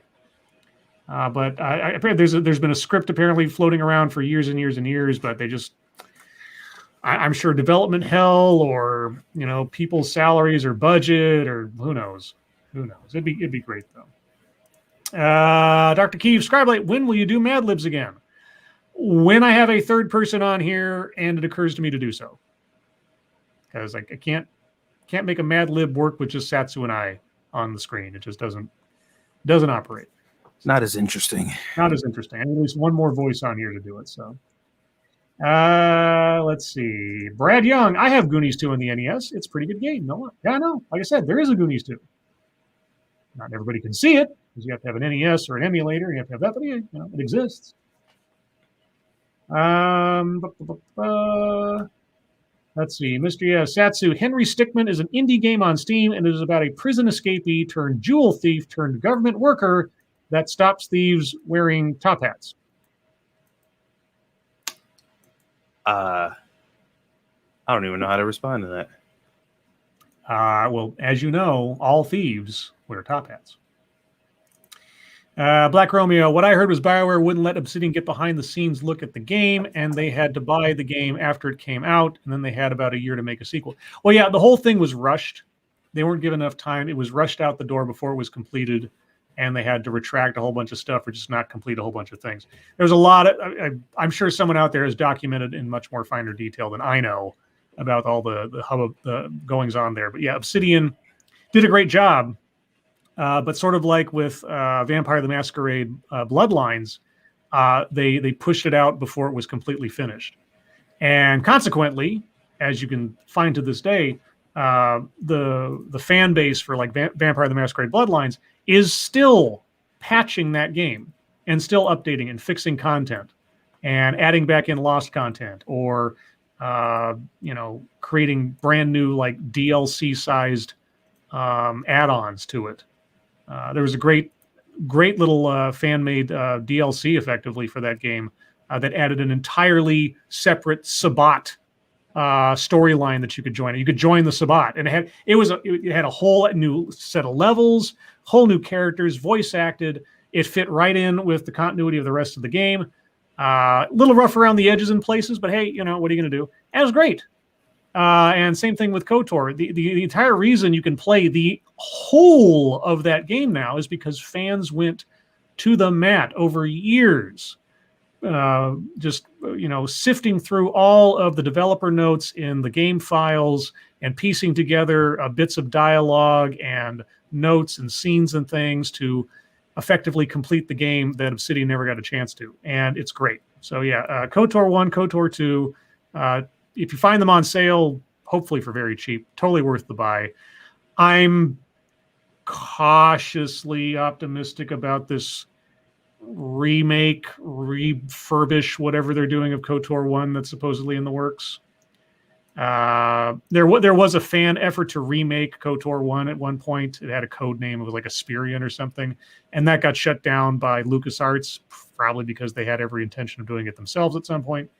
Right now on YouTube, God, I forget the name of the channel right now. It's like Unreal Cinema or something. But if you look up Unreal Cinema KOTOR, there's a guy that is using the Unreal Engine and all the graphic fidelity that goes along with it to create a short KOTOR film telling the story. And the samples of stuff he's put out so far, the recreations of the character models, the locations, the ships, it's amazing. And the only stipulation was from LucasArts, apparently, is that as long as he doesn't use any of the original music, and I think he's not allowed to use the voice work, he's good to go. And I'll tell you what, the guy he got to compose the variant music score for the game, like it uses some of the same beats from the music, but it's all original. It is epic. The music alone is worth the price of admission. If you're a fan of the KOTOR series, once those notes start hitting you, it won't matter if it's not actually the original music. It is just great. So yeah, look up. I think it's called Unreal Cinema. Just go on YouTube and look up Unreal Cinema KOTOR Cinematic or something, and you'll find it real quick. Okay, we got a couple minutes here. Sean Uli, SWTOR was fun until the PvP assholes ruined it. I stay off the PvP servers and instances. Yeah, I'm there for the story, and the exploration, and maybe the guild I'm in again. I'm not going to say which one because it's private, but yeah, we'll see. It's kind of an experiment. I just decided to get back into it out of curiosity / boredom.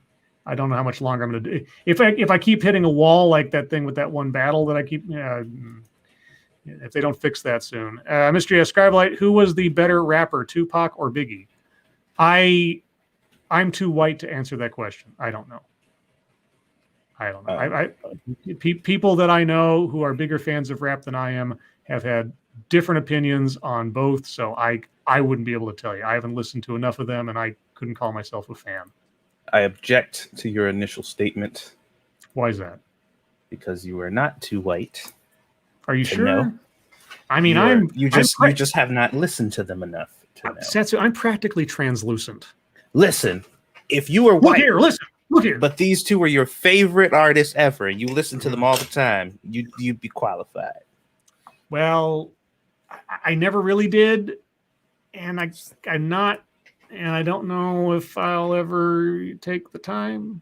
We'll see. And like I said, that's a qualification I'll accept. I don't listen to them much, but I'm too white. I don't accept that notion. But I have to say, my personal opinion, is I like Tupac better. Okay.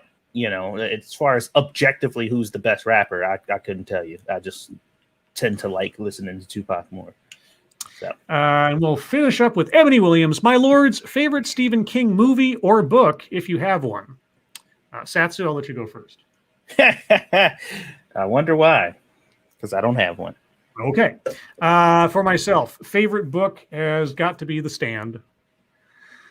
That book, yeah, I read that before the TV movie came out. I actually read it in preparation for the TV movie because it looked so interesting to me. Stand's great. The unabridged version, obviously, is a bit of a slog in places. There were certain character arcs that I just skipped. I mean, one of the good things about that book is when you're going to be catching up with each individual storyline, and you can just choose to skip certain chapters if you don't care about certain characters and get back to the ones you do like. So yeah, Stuart Redmond and Trash Can Man and Randall Flagg, all that stuff. Yeah, it's great. Love that book. As far as movie, well, obviously the best Stephen King movie is Maximum Overdrive because the Green Goblin is on a semi-truck.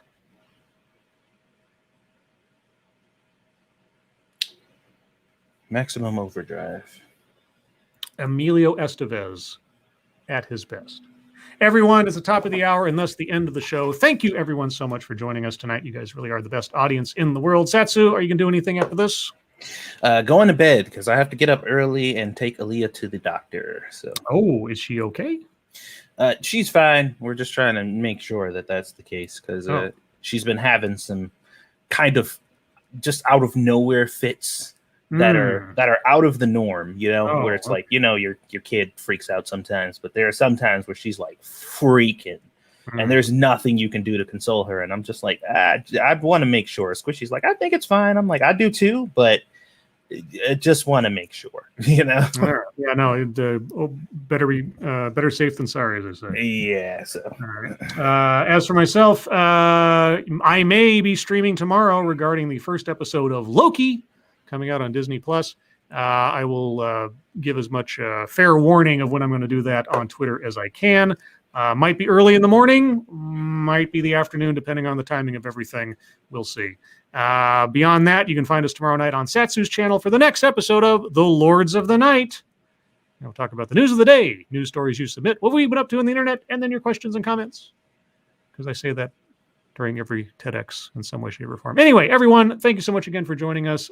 Moderators, thank you for keeping an eye on things, even though, unlike recent nights last week, you have very little to do because everybody here is so well behaved. And everybody who donated, thank you so much for your generosity. Really do appreciate it. Satsu, thank you for joining me as always. No problem. Everyone, your lives make us sad, and we will see you tomorrow. Bye, guys. And taking out my copy of Screw the Roses, Send Me the Thorns, the romance and sexual sorcery of sadomasochism. Sadomasochism. And today's secret word is diagnostic. We playing doctor? Don't you wish?